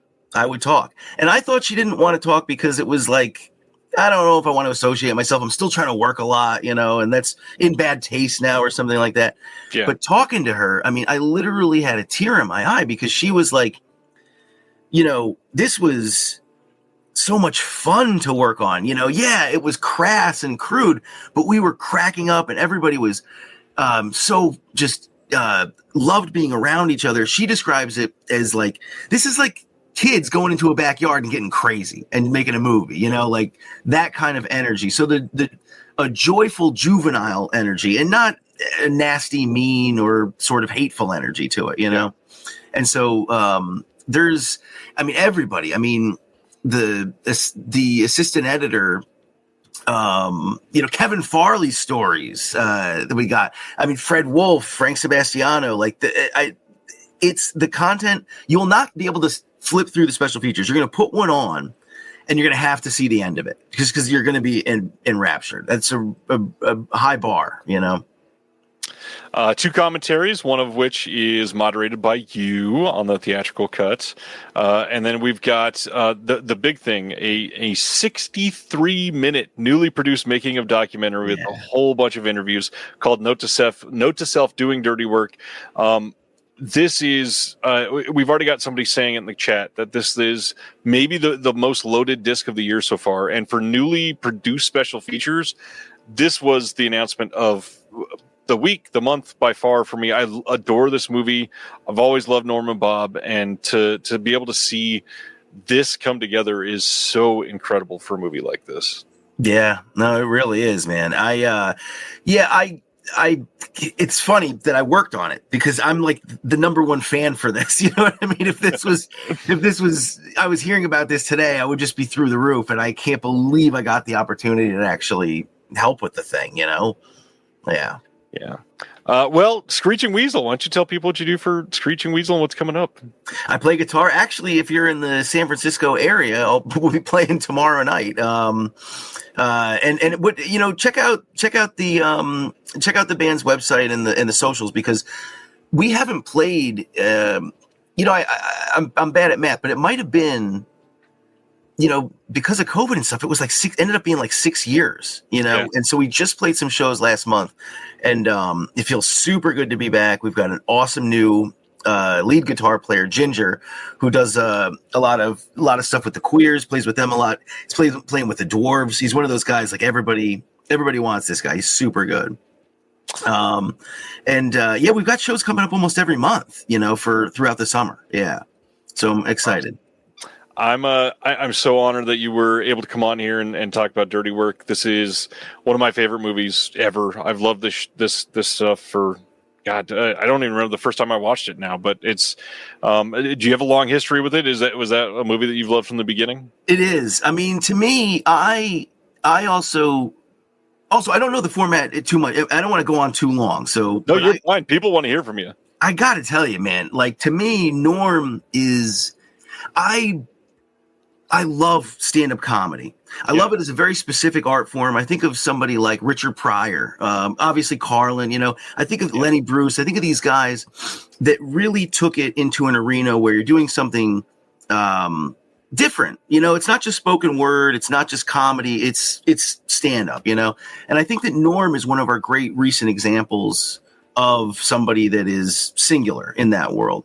Yeah. And I think a lot, and I thought a lot about, long before ever getting to work on this disc, I thought a lot about why that is. We say that, or it's often said that people are the biggest their favorite SNL cast is the cast from when they're like 15, you know? Right. So for me, that's a Norm cast. And I was lucky enough to actually go to SNL a couple of times in my life. The first time I did, Norm was the host of Weekend Update. So in high school, I saw him do Weekend Update, you know? But at that time, you are, in general, growing out of being a kid and getting to do whatever you want into feeling the responsibility of adulthood, but also being more conscious about how bad of a place the world is, about how much stress there is, about everything that you see on the news. You know what I mean? So Norm, to me, is a guy that he never wanted to hold back when it came down to, if people are going to be so affected by the negativity of the world, we have to have no boundaries in how crazy or out there we're going to get. And so the things that he would talk about, a lot of, for instance, there's, you know, jokes in the movie even that get censored that I don't want to spoil it too much, but there's a scene about where they go to jail, and they're talking about, you know, what happens to guys in jail, right? And you know, that's seen as a very bad taste joke to, for instance, my parents didn't like Norm, you know what I mean? But when you're 15, I think that you're conscious about even things that are that intense, and right. You want to be able to laugh about them instead of be afraid of them, or instead of like cower from the world. You know, you want to just be as crazy as possible and as goofy as possible. And I think that Norm, where some people sort of said his comedy was nasty or negative, I just think he was just cathartic and it's sort of exercising like the crap that the world stuffs down our throats. You know, I mean, that's what his stand-up really would do. He would talk about the death of his father and managed to make it funny. I mean, there's one of the bits in his last big stand-up special, I think it was, that is only about a woman that's he sees on the news that gets kidnapped, and will they find her? Which is like the darkest, most sad thing you can ever think, but he finds a way to let us all like laugh and release the pressure that we feel about those things. You know, he doesn't get enough credit for that. You know, people those cheese sandwiches, man. They cheese sandwiches, you know, they're good. You know, I'd get a van, fill it with cheese sandwiches. Exactly. You know, but that's brilliant. You know, that really is. And that's not like something that anybody did before him, I think, either, you know? Yeah. So Norm, you know, there's the great quote. I actually got to talk to Lori Jo Hoekstra a little bit, and Norm has attributed this quote to her, but I've also read this quote being from Norm. And that quote is, when he's doing Weekend Update, when he was doing his thing, period, it seems like he did not want to hear applause. He wanted to hear laughter, because applause is voluntary. Yeah. Laughter is involuntary. You know, if somebody is applauding, it's like they agree with your opinion. But if they're laughing, it's because something real just happened and they're out of control. They don't have control over that, you know? Norm is the heart and soul of this movie for anybody that's never seen it. And the other big thing is this is Bob Saget's only directorial film. Yeah. And to not have him be able to speak on that is hard. I imagine that he would have a lot of interesting things to say about this, especially now looking back on it so many years later. But yeah, I mean, you know, talking about crass stand-up, Bob was crass on purpose to go against his Full House image, and Bob is amazing. Yeah, I would urge everyone to watch The Aristocrats if you haven't seen that. You know, Bob's in there, and that guy was a real deal stand-up too, man. He did the work, man. He had a whole career besides the TV stuff. Yeah. Literally died doing it. That's the sad thing. Yeah. Well, anything else you want to shout out on the special features, or anything that, looking back on, made this an extra special one for you? Man, I could probably go on forever about it. So I'll call it there. That's plenty for me. Mike, this has been incredible. As somebody that's been immersed in the music scene for many years, I appreciate what you do, and as somebody that loves physical media, you're doing it on two different sides. So I just can't believe that work like this is going to be seen in 2025. It's amazing. Thanks a lot. Thanks so much for having me, Mike. Be safe. Have a good show tomorrow night, and you and I will talk soon. Bye, guys. See ya. What you mean? Well, that was crazy. Yeah, I haven't had a special guest in a while. I was glad to get to have that back and forth. You've been a little out of it for the last hour or so I get it. I have not. Oh, yes, you have. I have people texting me I'm about tired, man. I'm tired. Okay, this is what happens when I don't have my special fermented grape juice.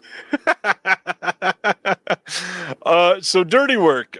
This is a slip box release. This is the art on the slip box. There is a slip cover on the inside of this, and like Mike was saying, we've got the 82-minute theatrical cut, 83-minute dirtier cut. Now that dirtier cut, it's not just 1 minute of extra stuff. There's alternate takes and items that were in there that were censored and completely changed for the theatrical. So it's not just an extra minute. You're getting a lot of other stuff in this. Interviews like crazy. They got pretty much everybody that they could for this thing. And then on top of that, the full edited together super documentary on this. Huge release. Will, I know that you haven't had much to say about Dirty Work yet. I know you love this movie. Tell us about it. Well, I'm a big fan of Norm. This is another movie I saw alone in the theater. It was a total flop. And MGM really screwed this film. Yeah, it really. I feel like it came out at the exact same time as I Know What You Did Last Summer, didn't it? That 98, yeah, that sounds about I feel right. I feel like I did a double feature of these movies in one day, and one movie had a ton of people in there, and one movie didn't. But I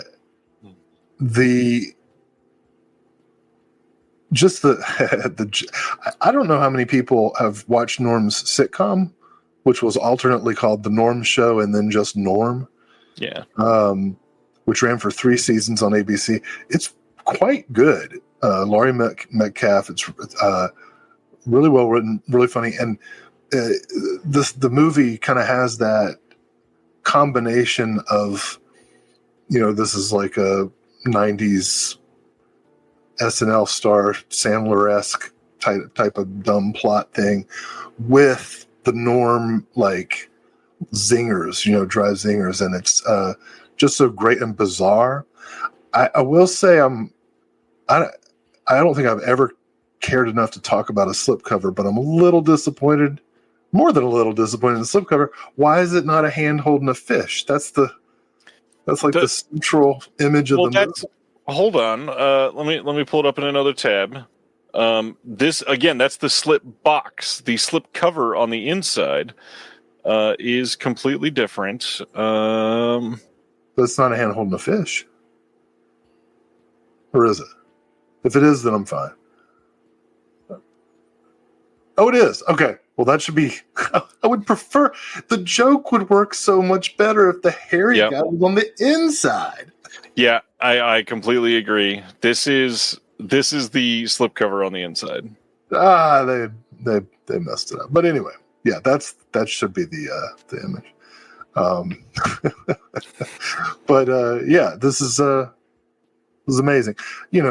Mike talked about it ad nauseum, so I don't want to repeat it. I'm a Norm super fan, and can't believe that Artie is the one who survived.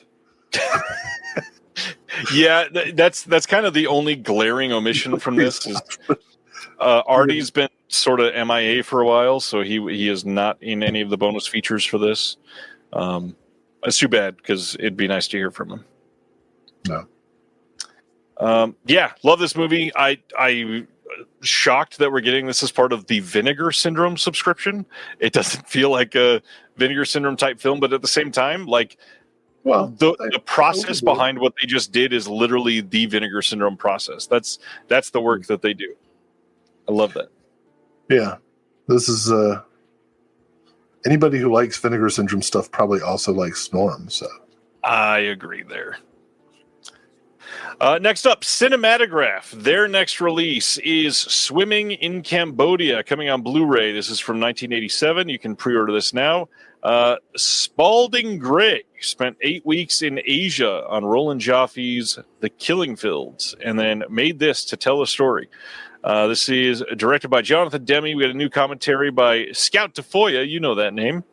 Some new interviews, including with Roland Joffe, and a handful of others. But how do you feel about this one, Will? Man, I've always had a discomfort with monologists. I just can't imagine why anyone would want to listen to some guy talk for hours and hours and hours. So how's that last audio commentary you did? Yeah, well, this will be a nice companion with those Criterion releases of the other Spalding Gray things. And let me tell you, if there's anybody on this earth who could out-talk Spalding Gray, I would FanDuel parlay Scout Tafoya as that person. Oh, man, that was really funny. Scout's he's killing it this week. Oh, yeah, Scout's got a lot of things going on for sure.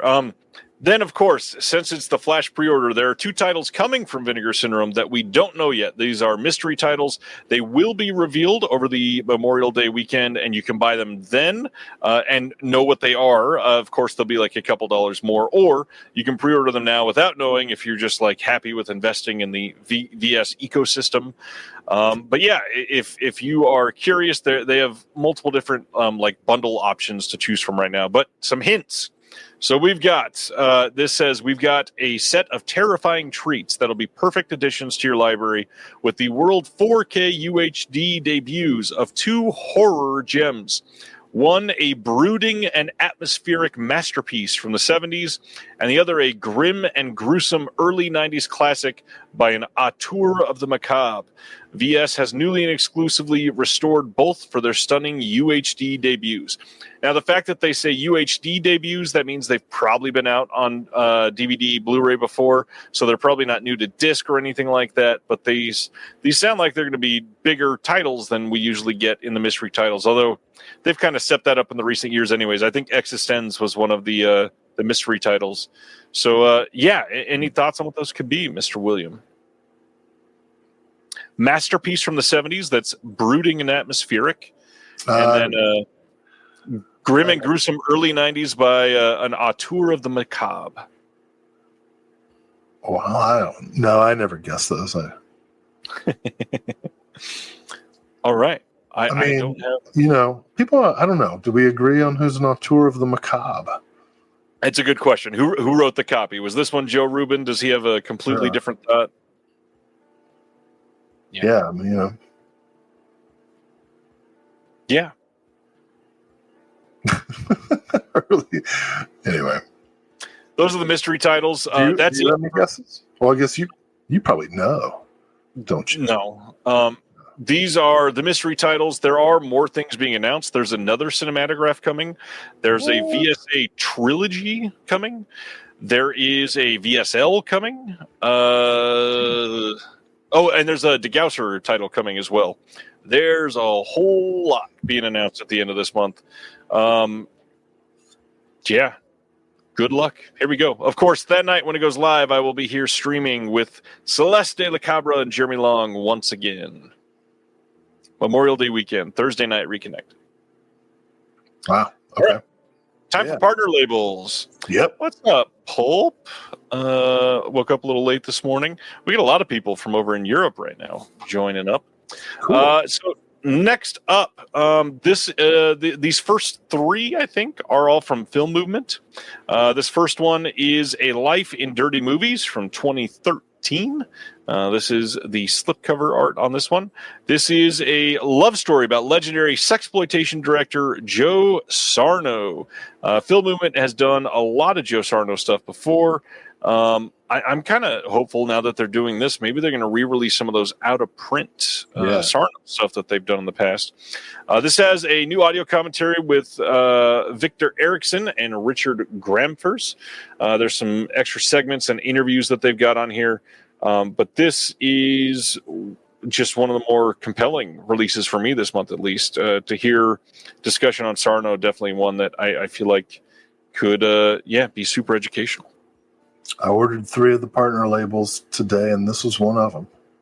That does not surprise me. I think I can guess what the other 2 are, maybe. We'll see.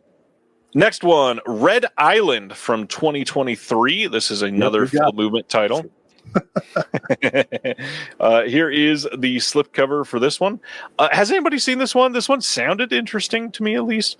It says, living on one of the last remaining military bases amidst a hedonistic group of French armed forces in 1970s Madagascar, 10-year-old Thomas begins to find cracks in the surface of his family's blissful existence on the idyllic island. Taking inspiration from his comic book hero, Fantomet, Thomas spies on those around him, discovering the hidden and tangled political and sexual lives of the colonizers and the colonized. As relocation looms, Thomas questions whether the memories he has made are ones he should remember fondly. I assume you've not seen this one since it's brand new. I've seen Madagascar. I like to move it. Oh, well. We got a commentary with the director on here, and then an essay by a friend of the channel, Sam Cohen. That's Sam from the Discord for everybody that's in there. Oh, cool. Hey, Sam. I looked at the trailer for this, and it looked pretty compelling. Yeah. It's certainly interesting, at least. I'm very interested, but I don't know about an immediate buy. I haven't heard anybody that has seen this. Well, I think you need a little more meditations on post-colonial tension. You know what? I'm on it. Yeah. Film Movement is also doing Time to Die from 1966. This is the slipcover on this one. This is a Western. This has a video introduction by the director Alex Cox, who did Repo Man. We've got a commentary by director Arturo Ripstein on this, and one of the actors, some essays on this as well. Have you seen this one, Will? No, but I'm very excited to. Is this the second one that you purchased? No, it's going to have to be in round two. You've already... I really thought it was. All right. Next up from Film Movement, this is the final one from Film Movement, The Wait from 2023. This one, the trailer for this actually looks really great. Go check this one out. It says, deep in the Andalusian countryside, Eladio works as the groundskeeper of a hunting estate owned by the powerful Don Francisco. After taking a bribe from a veteran hunter, Eladio's normal life falls apart, plunging him into the depths of guilt, hatred, and revenge. This one will have a commentary with the director, VFX reel, an essay by Rob Hunter, and that is it. But it looks very good. This one, yeah. The trailer for this one I thought was, yeah, I definitely want to see this. Next, Canadian International Pictures. Love those guys. Putting out Action, The October Crisis of 1970. This is from 1973. Is this the second title you purchased? It is. Okay, yeah. That's a Will title through and through. Good looking slipcover on this one, and then not to mention it's CIP. I know we both love those guys. Great work on all of their discs.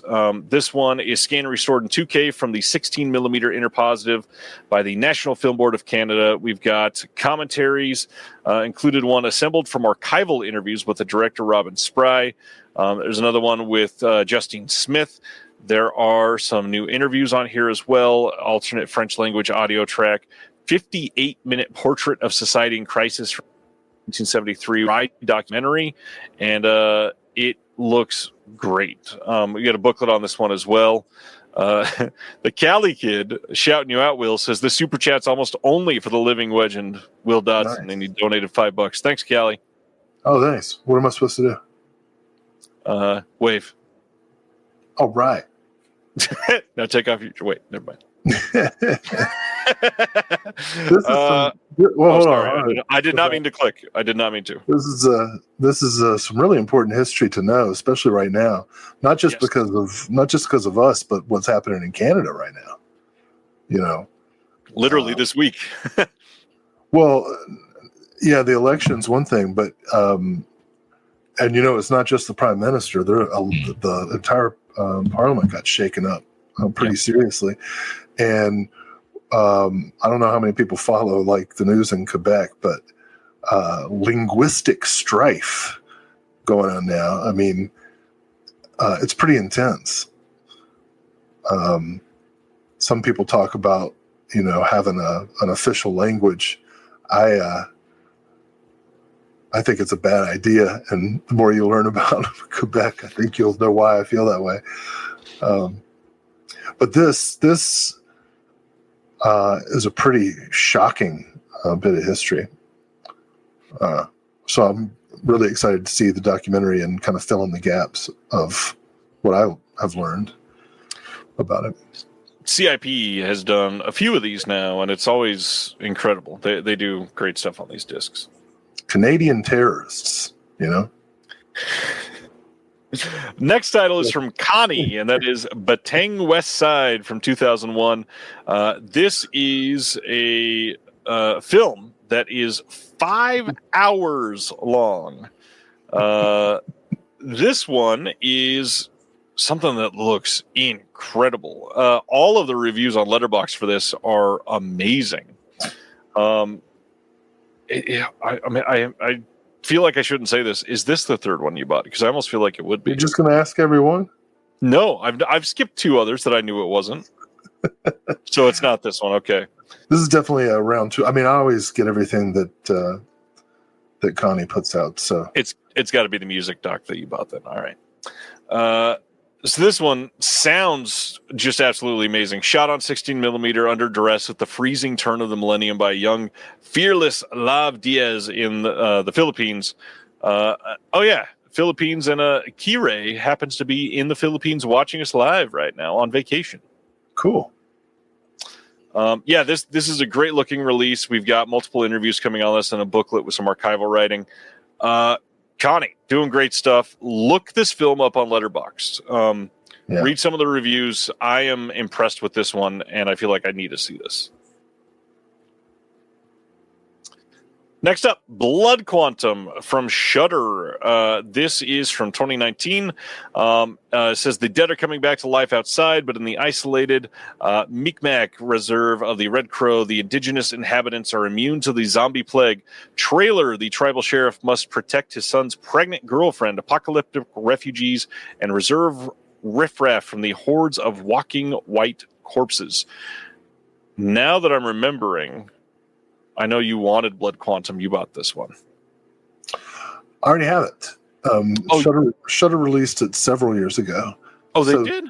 But this has a new slipcover, obviously, and a Scout to Foya commentary. It does, yeah. Also has a booklet with new writing by Mo Machete. And then a short film as well. I showed this in my class on zombies, and it's not a perfect movie, but it's raw. It really gets to people. I've not seen this one. I've heard good things, so I will definitely need to check this out. Yeah, that's good. Good one then. Next, Brainstorm Media putting out Consumed from last year, 2024. This says, trapped between a madman and a skin-stealing monster, a married couple must fight to make it out of the woods alive. This is starring Devon Sawa. Have you seen this one? No, the trailer looks pretty good, though. It's a Wendigo. Oh, I've not seen the trailer yet. This is one that I kind of bypassed. I probably should go check it out. It's got a commentary with the director and the writer. We got a video interview with the creator of the creature effects in the film. Some behind-the-scenes footage that's 40 minutes long. Special effects footage that's 30 minutes long. Booklet with new essay by Don Lewis. Looks like a pretty good release from Brainstorm. And yeah, this is not a film I'd even heard of. But yeah, if you're saying the trailer looks good, I'm gonna have to go watch that. Other than the fact that Devon Sawa is cast as like a mountain man survivalist type, which I don't really see. Maybe he pulls it off in the movie, but that's a tough one for me. And I like Devon Sawa. Don't get me wrong. Just don't see him in that role. I get that. So, but he might astound me. He might be like, "Hey, Will, check out my range." My mountain range. Oh my god. Oh, that was very usual for me. So this is probably the one you bought then. This is the one. Working class ripoff. Oi, oi, oi. Another fucking ripoff. Another media ploy. Factory 25 putting out another music doc. This is Crass, the Sound of Free Speech, the story Reality Asylum from 2023 documentary on this. Region free. We got some deleted scenes, including extended interviews with Crass members and the director. 28-page booklet with an interview with the director as well. This screams Will. I kind of figured it would be this one. Oh, love Crass. This is one of them. I'm not saying they're one of the most important groups or collectives, but this is a super important part of punk history. And I am certain that it was deliberately released today, International Workers' Day. Factory 25, doing things right. Cali Kid again has a question. Would love to know your thoughts on current movies Novocaine and Black Bag. I spoke about Novocaine earlier. I thought it was pretty good. I think Jack Quaid is definitely up and coming. Any thoughts on the Michael Haneke collection? Will, I don't think you were here the week that got announced. How do you feel about Haneke overall? Like anything, any favorites for you? Love him. Interestingly to me, probably not to anybody else, but the first movie I saw of his was Time of the Wolf. And I'd never heard of him before, and I saw Time of the Wolf and was like, whoa. Right? And I happened to be in 2008 in San Francisco at a conference, and this is where I met my friend Chris Woofter for the first time. Oh, no way. And I was by myself and looking for something to do, and I went to see two movies back to back. The first was Michael Haneke's remake of his own Funny Games, and then the second was Adam Carolla's The Hammer. And I watched them back to back with Haneke first. Wow. Now, first of all, I have to tell you, Adam Carolla is not my favorite comedian. But The Hammer is actually pretty good. I defy anybody to watch it and say it's not at least pretty good. But Funny Games, I think there was a lot of hate about him remaking his own film, the way he made it. But I went back and watched the original Funny Games and then plowed through his whole filmography and love him. And so when this box set was announced, I was like, who do I have to kill to make this happen? So that's a definite eventual gift for me.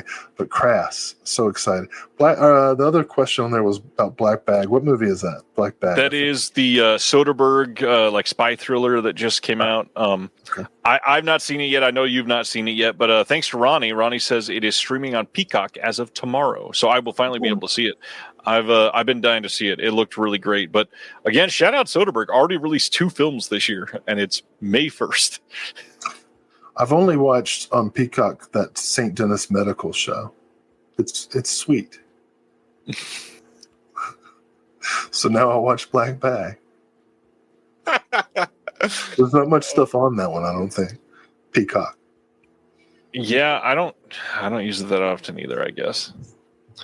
All right, so that was... How many goddamn movies are left? Only like 44. Wait, are you serious? No. How many for real? Like 12 or 15.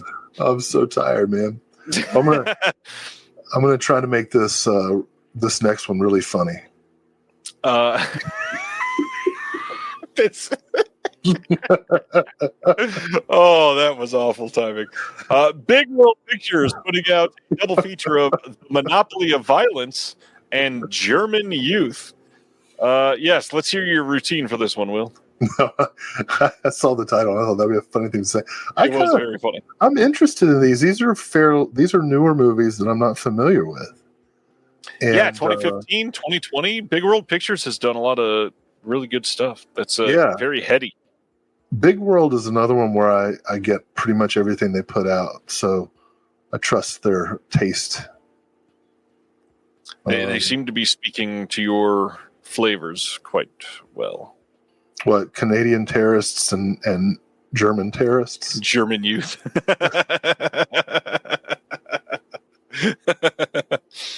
Oh, man. So yeah, this one, Region A locked Blu-ray. We got a couple trailers on here, some short films, and a book of new writing by Felipe Furtado. Yeah, Big World Pictures, solid quality work, and I never hear people talking about them. Good stuff. Next, ETR Media putting out Satan Wants You from 2023 with one of the best slipcovers of the year so far. But even better, I know a lot of people don't love the ETR Media stuff, but everyone I know that has seen this, I know I have a handful of friends that saw this on the festival circuit, seem to think this was incredible. I even got a couple that had to go back and watch it twice while it was in theaters. So Satan Wants You tells the untold story of how the satanic panic of the 1980s was ignited by Michelle Remembers, a lurid memoir by psychiatrist Larry Pazder and his patient Michelle Smith. Supported by the Catholic Church, the best-selling book relied on recovered memory therapy to uncover Michelle's childhood abduction by baby-stealing Satanists. Amplified by law enforcement in America's daytime TV boom, fucking Geraldo. Satanic rumors spread through panic-stricken communities across the world, leaving a wave of destruction and wrongful convictions in their wakes. This film digs deep into the roots of moral panics and cult conspiracy, showing how these events still affect and distort our reality today. Yeah, that sounds incredible. I got to see this. Yeah, not to mention people like the West Memphis Three. This is such a reminder how goddamn stupid everybody is. You know what I mean? It's like the people that believe this shit are the same people today who are like, I think vaccination is a choice. Just morons. And I heard you get mad at Geraldo, which is great, but the Catholic Church supported this crap. Catholic Church. Everybody's all like, oh, yeah, Pope. The guy in a costume that everybody says is the mouthpiece of God, okay? That's freaking weird. And Lindsey Graham is nominating the Orange King to be the mouthpiece of God. This church supported a hoax that they knew full well was a hoax that resulted in the destruction of so many innocent people's lives. And people still believe this stuff. Oh, yeah. I remember growing up, I had a babysitter. The whole time my folks were gone, she's telling me about backwards Led Zeppelin lyrics. And, I was just so expecting baby stealing Satanists to be coming into that. No, I will. Anyway, the Catholic Church supports this stuff, and I don't know if you're aware of this, but they've got a history of messing with children, to which 0 people have been held to account, and everybody's like, "Oh, the most powerful," Our freaking laws are determined by these people, and I don't care for it. Yeah, I agree. Reservoir wants to point out that you can watch this currently on Tubi. Thanks, Reservoir. No offense to any Catholics listening. You got the best art in horror movies for sure. No offense, unless you have a history with children, then all offense. Or, selling passes to heaven. Or torturing people to death for hundreds of years. Or one of the other 814 things we could say. Refusing to, give health care to women. Speaking of the Catholic and atheist scary things that we were just talking about, this is a perfect time to transition into AGFA putting out their Scare Film Archives Volume 2, Danger Stories from 1951 to 82. I personally loved the first volume of the Scare Film Archives. So this one says, prepare to learn everything you've ever wanted to know about sentient flames, rebellious bicycles, and workplace dismemberment. The Scare Film Archives Volume 2, Danger Stories collects the best of the best educational safety scare films from the 20th century, lovingly curated from Something Weird's vaults and beyond. These surrealist visions have been preserved from original 16-millimeter prints that were inflicted upon children in classrooms across America. So this has 13 shorts preserved from the original elements, all combined from, like I said, 51 to 82. But on top of that, they've also got a commentary on Mr. Flame with Brett Berg, Tiernan O'Rourke, and Josie Emba from AGFA. There's also a couple other commentaries on here. But then Danger Stories, a word salad symphony, an exclusive feature-length mixtape from a friend of the show, Brett Berg from AGFA himself. This looks amazing. Oh, Shake Hands with Danger alone is worth the price of admission. Yeah. That was a classic Mystery Science Theater short. And it's got a great original song attached to it as well. Pulp is making a joke from the last month, but he says, I'm afraid to be banned now since you banned him last time. But priests have actually been held accountable for molesting children, he says. It's the same thing they did with soldiers in Abu Ghraib. None of the bigwigs got in trouble. They just said, "Oh, I see a couple bad apples," you know. That nobody who should be in jail is in jail.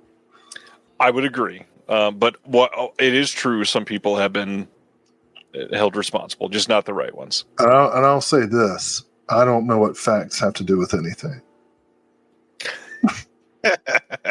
This is probably the one that's going to get me in trouble talking shit about the Catholic Church. So Cali Kid says the Michael Haneke collection is limited per movie. It's a great deal, and I don't work for Umbrella, just a poor boy from a poor family.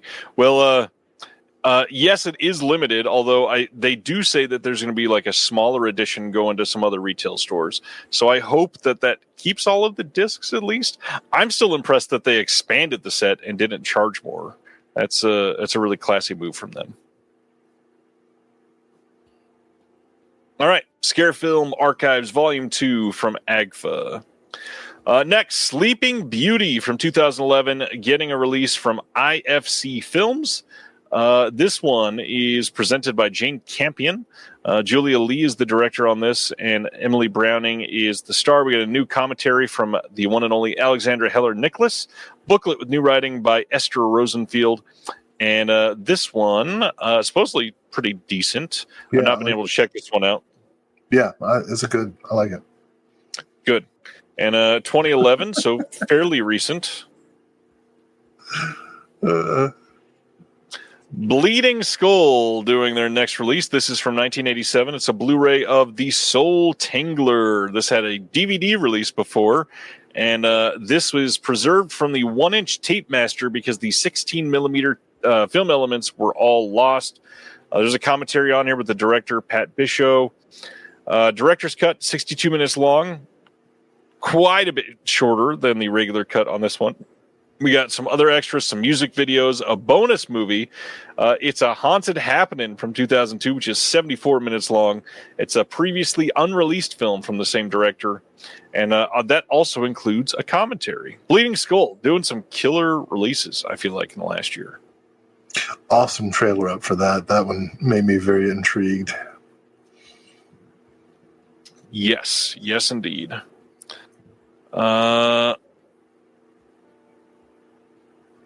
I am excited about this one. Bleeding Skull does good stuff.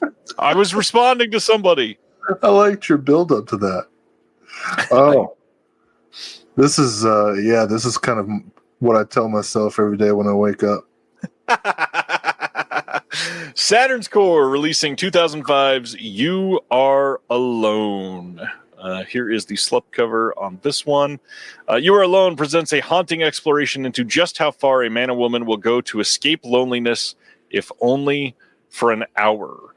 This is a film directed by Gorman Bechard, who also did the film Disconnected that was released by Vinegar Syndrome. This has a brand new commentary by the director, some archival extras, the original 97-minute rough cut, and then a new 2025 career-spanning interview with the director as well. Some deleted scenes, a whole bunch of short films. And Ross from Saturn's Core just building an incredible disc like he always does. If you are ever wondering if a Saturn's Core release is going to be worth it, there's like nothing else that you could possibly want on these things. This looks like a pretty loaded disc for a film that I didn't even know existed. But the director seems to love it. And I like Disconnected. Yeah, he also did Psychos in Love with oh, that's right. Yeah, this is. I think several months ago we were talking about a Saturn Score release, and I think I made an offhand remark like, "Where are the SOV like dramas?" And here we go. Here we go. This looks really good. I've not seen it before, but I'm a fan of Bechard or Beckard. I can't remember how it's pronounced. Not sure. But anyway, I guess I'm not as much of a fan as I thought. I can't even say his name right. But yeah, this is one I definitely want to get a hold of as soon as I can afford it. One I know I can pronounce. I'm a fan of Saturn's Core. Ross, keep doing what you do. You do good work. And then a Melusine title is up for pre-order right now. This is going to be coming on 4K as it's part of the Melusine line, and all of their titles are 4K. This is Naked Came the Stranger from 1975. It says Billy and Gilly host New York's most provocative and successful morning talk show, but their lascivious on-the-air personas are masking a far less than voracious home sex life. Everything comes to a head when Gilly discovers that her seemingly faithful husband is carrying on with his, quote, love bunny Phyllis. At first hurt by his infidelity, Gilly quickly decides that she too ought to expand her sexual horizons, and with that in mind begins an over-the-top game of seduction as she beds each of her and Billy's high society friends. This is a Radley Metzger film, and this is a 2-disc set. You got a 4K and a region-free Blu-ray feature-length audio commentary with Radley Metzger, moderated by Ashley West from the Rialto Report. That is incredible. We got the alternate softcore version of this included. We got a trailer, some radio spots, archival image gallery, locations featurette, liner booklet with Ashley West from the Rialto Report there as well. Yeah, I love most of the Melusine releases. I have a difficult time watching them. We just have the one TV in the open room, and my kids never go to bed. Right. Understandable. I'll see it one of these days. That is it for OCN. Before we talk about Shane, how do you feel about... Shane went away. Shane will come back. How do you feel about this slate from Vinegar Syndrome? Because, again, a lot of people complaining that it's super mainstream, but again, I feel like it's a natural sort of progression for Vinegar Syndrome. If they can sell 8,000 copies of The Golden Child, and that can fund literally like the year of restorations for them, why would they not? So, first of all, I think the partner label slate this month for me is I want all 16 or 15, however many titles that is. Right. Which is not always the case, but this time I want all of them. All those films look interesting, at least. As far as, I don't know, John Ford reportedly, said, I do one for them, one for me. You know what I mean? Yep. You, in order to subsidize a film that isn't going to make money or might lose money, you got to put out something that you know is going to make money. Yep. So I would never complain about that as an economic reality. And even if, for example, Golden Child isn't great, it's still cool that it's getting released. It didn't have a release before. Jade had a Blu-ray that was long out of print. Golden Child did have a Blu-ray, like I mentioned. Oh, it did? Yeah. Just a couple years ago. Yeah, but I mean, this is, did anybody complain about a cinematograph for Drop Zone? Yes. Oh. many people did. And, Dirty Work deserves that kind of attention, and it would never get it from a studio. So, yeah, to me, Dirty Work kind of makes up for everything right now. Even if I hated the rest of them, like this Dirty Work release is an astonishing tribute to Norm and Bob that should be impossible. Literally, I mean, no studio, specifically MGM and how they treated this, was going to sit down and go through dailies and time exactly when they needed to cut certain things in from some random tape that was recorded at a pre-screening of the dirtier cut. Yeah. So I mean, Dirty Work's probably going to pay for itself. I hope so. But to the point of many people who prefer the more obscure work coming out on Vinegar Syndrome, like in order for us to get stacked packages of extras for these movies that aren't necessarily going to sell a bunch of copies, this is the way to do it. And so I never begrudge. If there's something I don't want, I just don't get it. And it's that simple. Before we get to Shane, Cali Kid wants to know from you, what is one movie that you want on Blu-ray, Will? I know that you've talked about Wishlist before many times. Only one? Just one.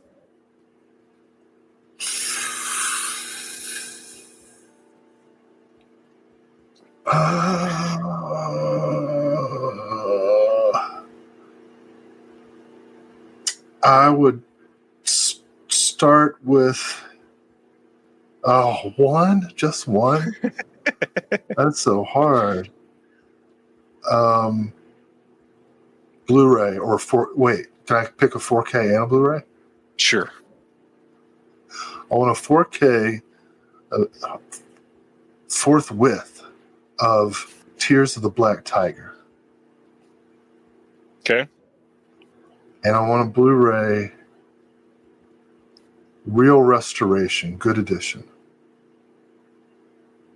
of, I want to say every John Sayles movie, but if I only get to have one, I'm going to go with, I'll start with Brother from Another Planet.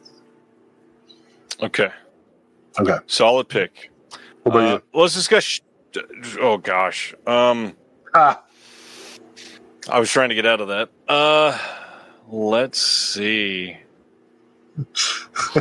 I would have said the Shane remake, but here it is. Oh man. God, that is a good question. Craig says Brother from Another Planet is coming soon, isn't it? I had not heard that. Let me go look it up. Because that would make me happy.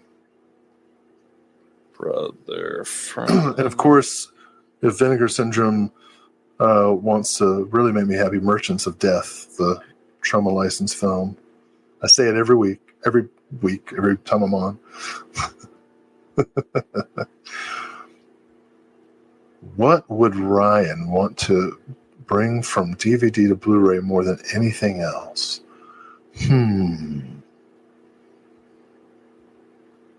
A movie that Will hates that I watched a lot as a kid. If I remember right, Will hates this. But I grew up, for some reason, because I was raised in Southern California, I really loved Dangerous Minds. I would love to see that get a Blu-ray. I'm seeing some good stuff in the chat. Oh, we got some Altman there. A Wedding, I agree. Yeah, that's nice. Brother from Another Planet is not listed anywhere as coming soon, but there's this weird listing that shows that it was released on May 14th of last year in a BDR, but I don't know that it was actually released because there's no company attached to it. Liana, of course, Ronnie. Maybe I love that too. Shoreline Entertainment. Well, I'm just saying the entire catalog of John Sayles needs to be restored, re-released. Yes. All right.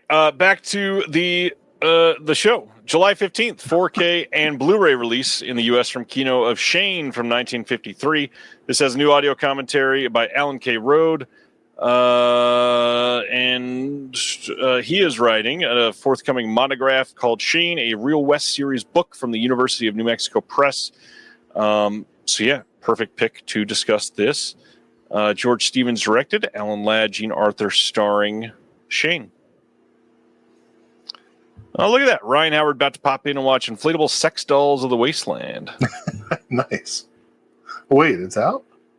It is sort of shipping. I think a couple people have received it. Oh, sweet. So yeah, that is Shane. Pretty good visual essay on that. That's pretty great. Here we go.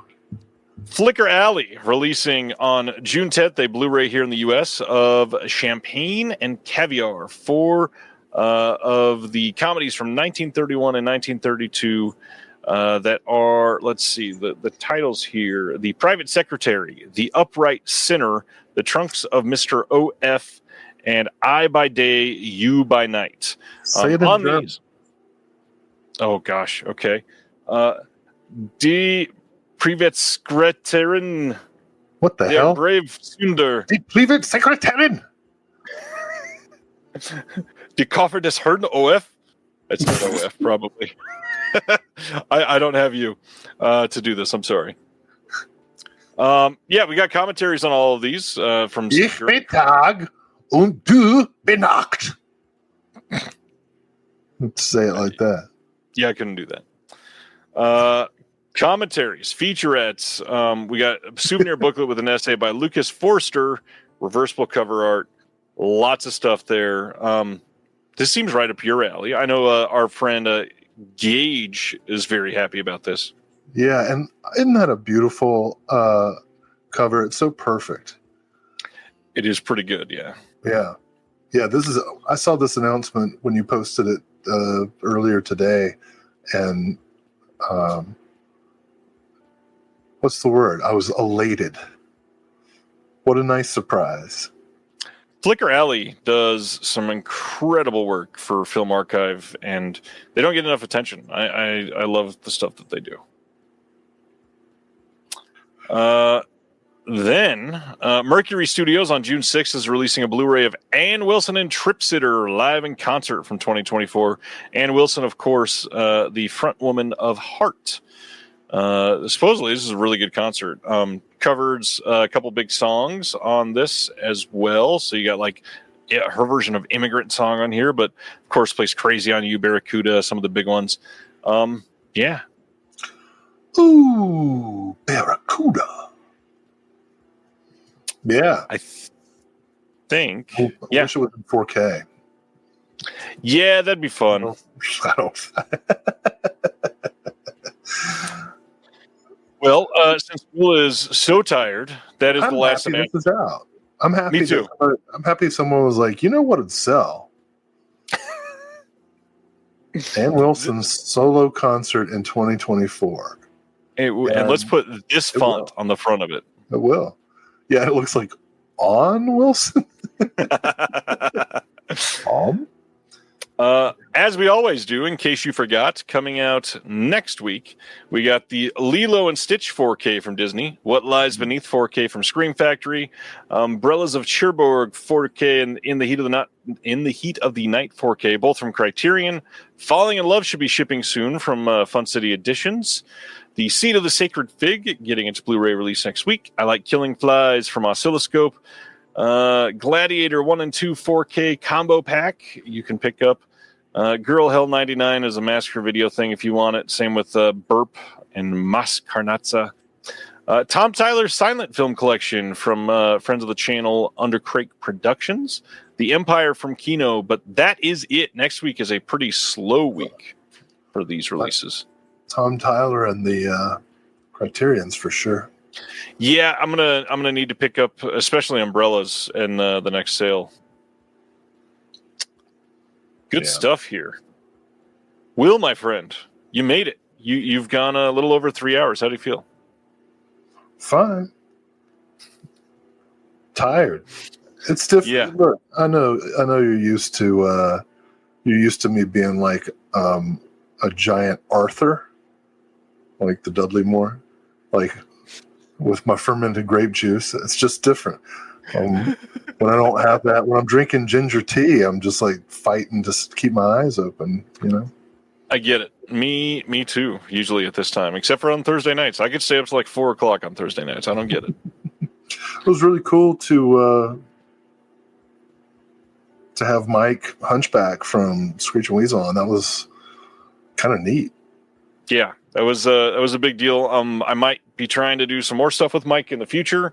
The Dirty Work release was a special one. I was able to help out just a tiny bit with it, and to be able to work with Mike and Oscar on something for a film that I love was genuinely an honor. This release coming together, I don't know, there's something super special about it, and extra poignant again, like just to hit home the fact that the two main people really associated with this movie artistically that have passed in just the last few years is...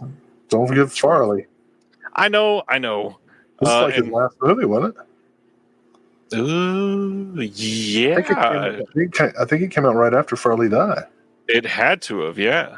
Because we just said that was 98, so yeah. No. A huge cast again. If you've never seen Dirty Work, if you like a lot of the cult stuff, you'll probably like the comedy in Dirty Work. It's a really great one. I know that for a lot of people it's odd because VS doesn't do a lot of comedy, but it's a really great film. It's so funny. Really great film. Oh, I got a compliment for my German. Du bist sehr schön. You were going to pitch one more thing again at the end of the show? Oh, yeah. Just remind people, in addition to spending all your money on the halfway to Black Friday sale over Memorial Day weekend, Carolina Fear Fest, if you're in the region. What are the dates for that? It's the 24th, 25th, 26th. Right? Which is Memorial Day weekend, I believe. That's what I said. So you're in trouble. You can hang out with me and Malcolm McDowell. Not at the same time.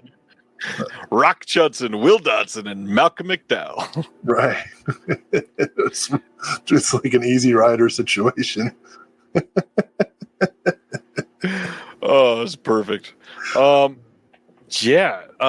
other stuff we'll be talking about soon. Some other releases going to be getting announced here in the next couple months that we're excited to share with the world. That we've been doing some stuff behind the scenes. Like I said, new issue of the Physical Media Advocate releasing whenever it gets approved by Amazon, sometime tonight or tomorrow morning, fingers crossed. It's a really great issue. Got an incredible cover on it. I hope you love it. Other than that, check out the Discord, the Patreon, and the link in the description below.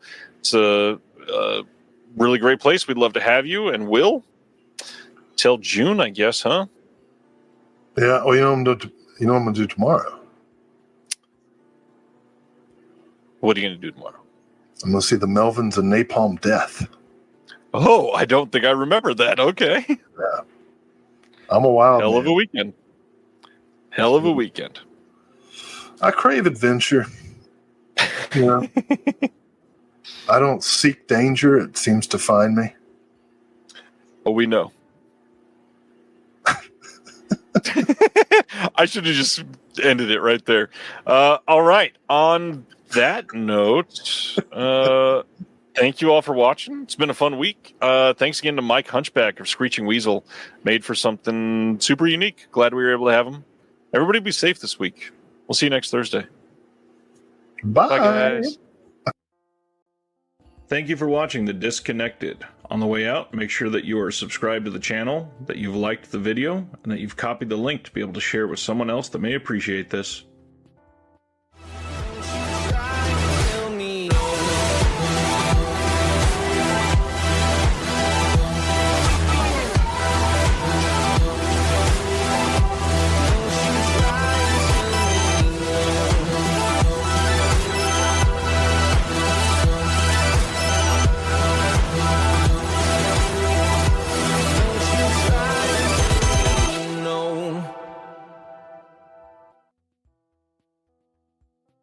Hello and welcome to Tumbleweeds and TV Cowboys. My name is Hunter.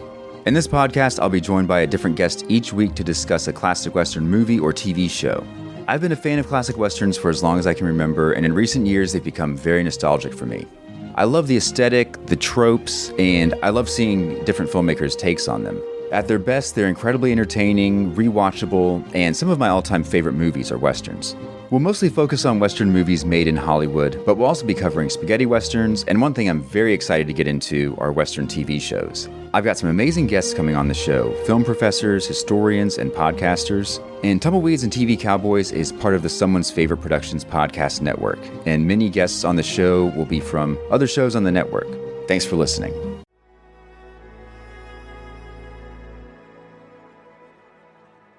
Thank you for listening. To hear more shows from the Someone's Favorite Productions podcast network, please select the link in the description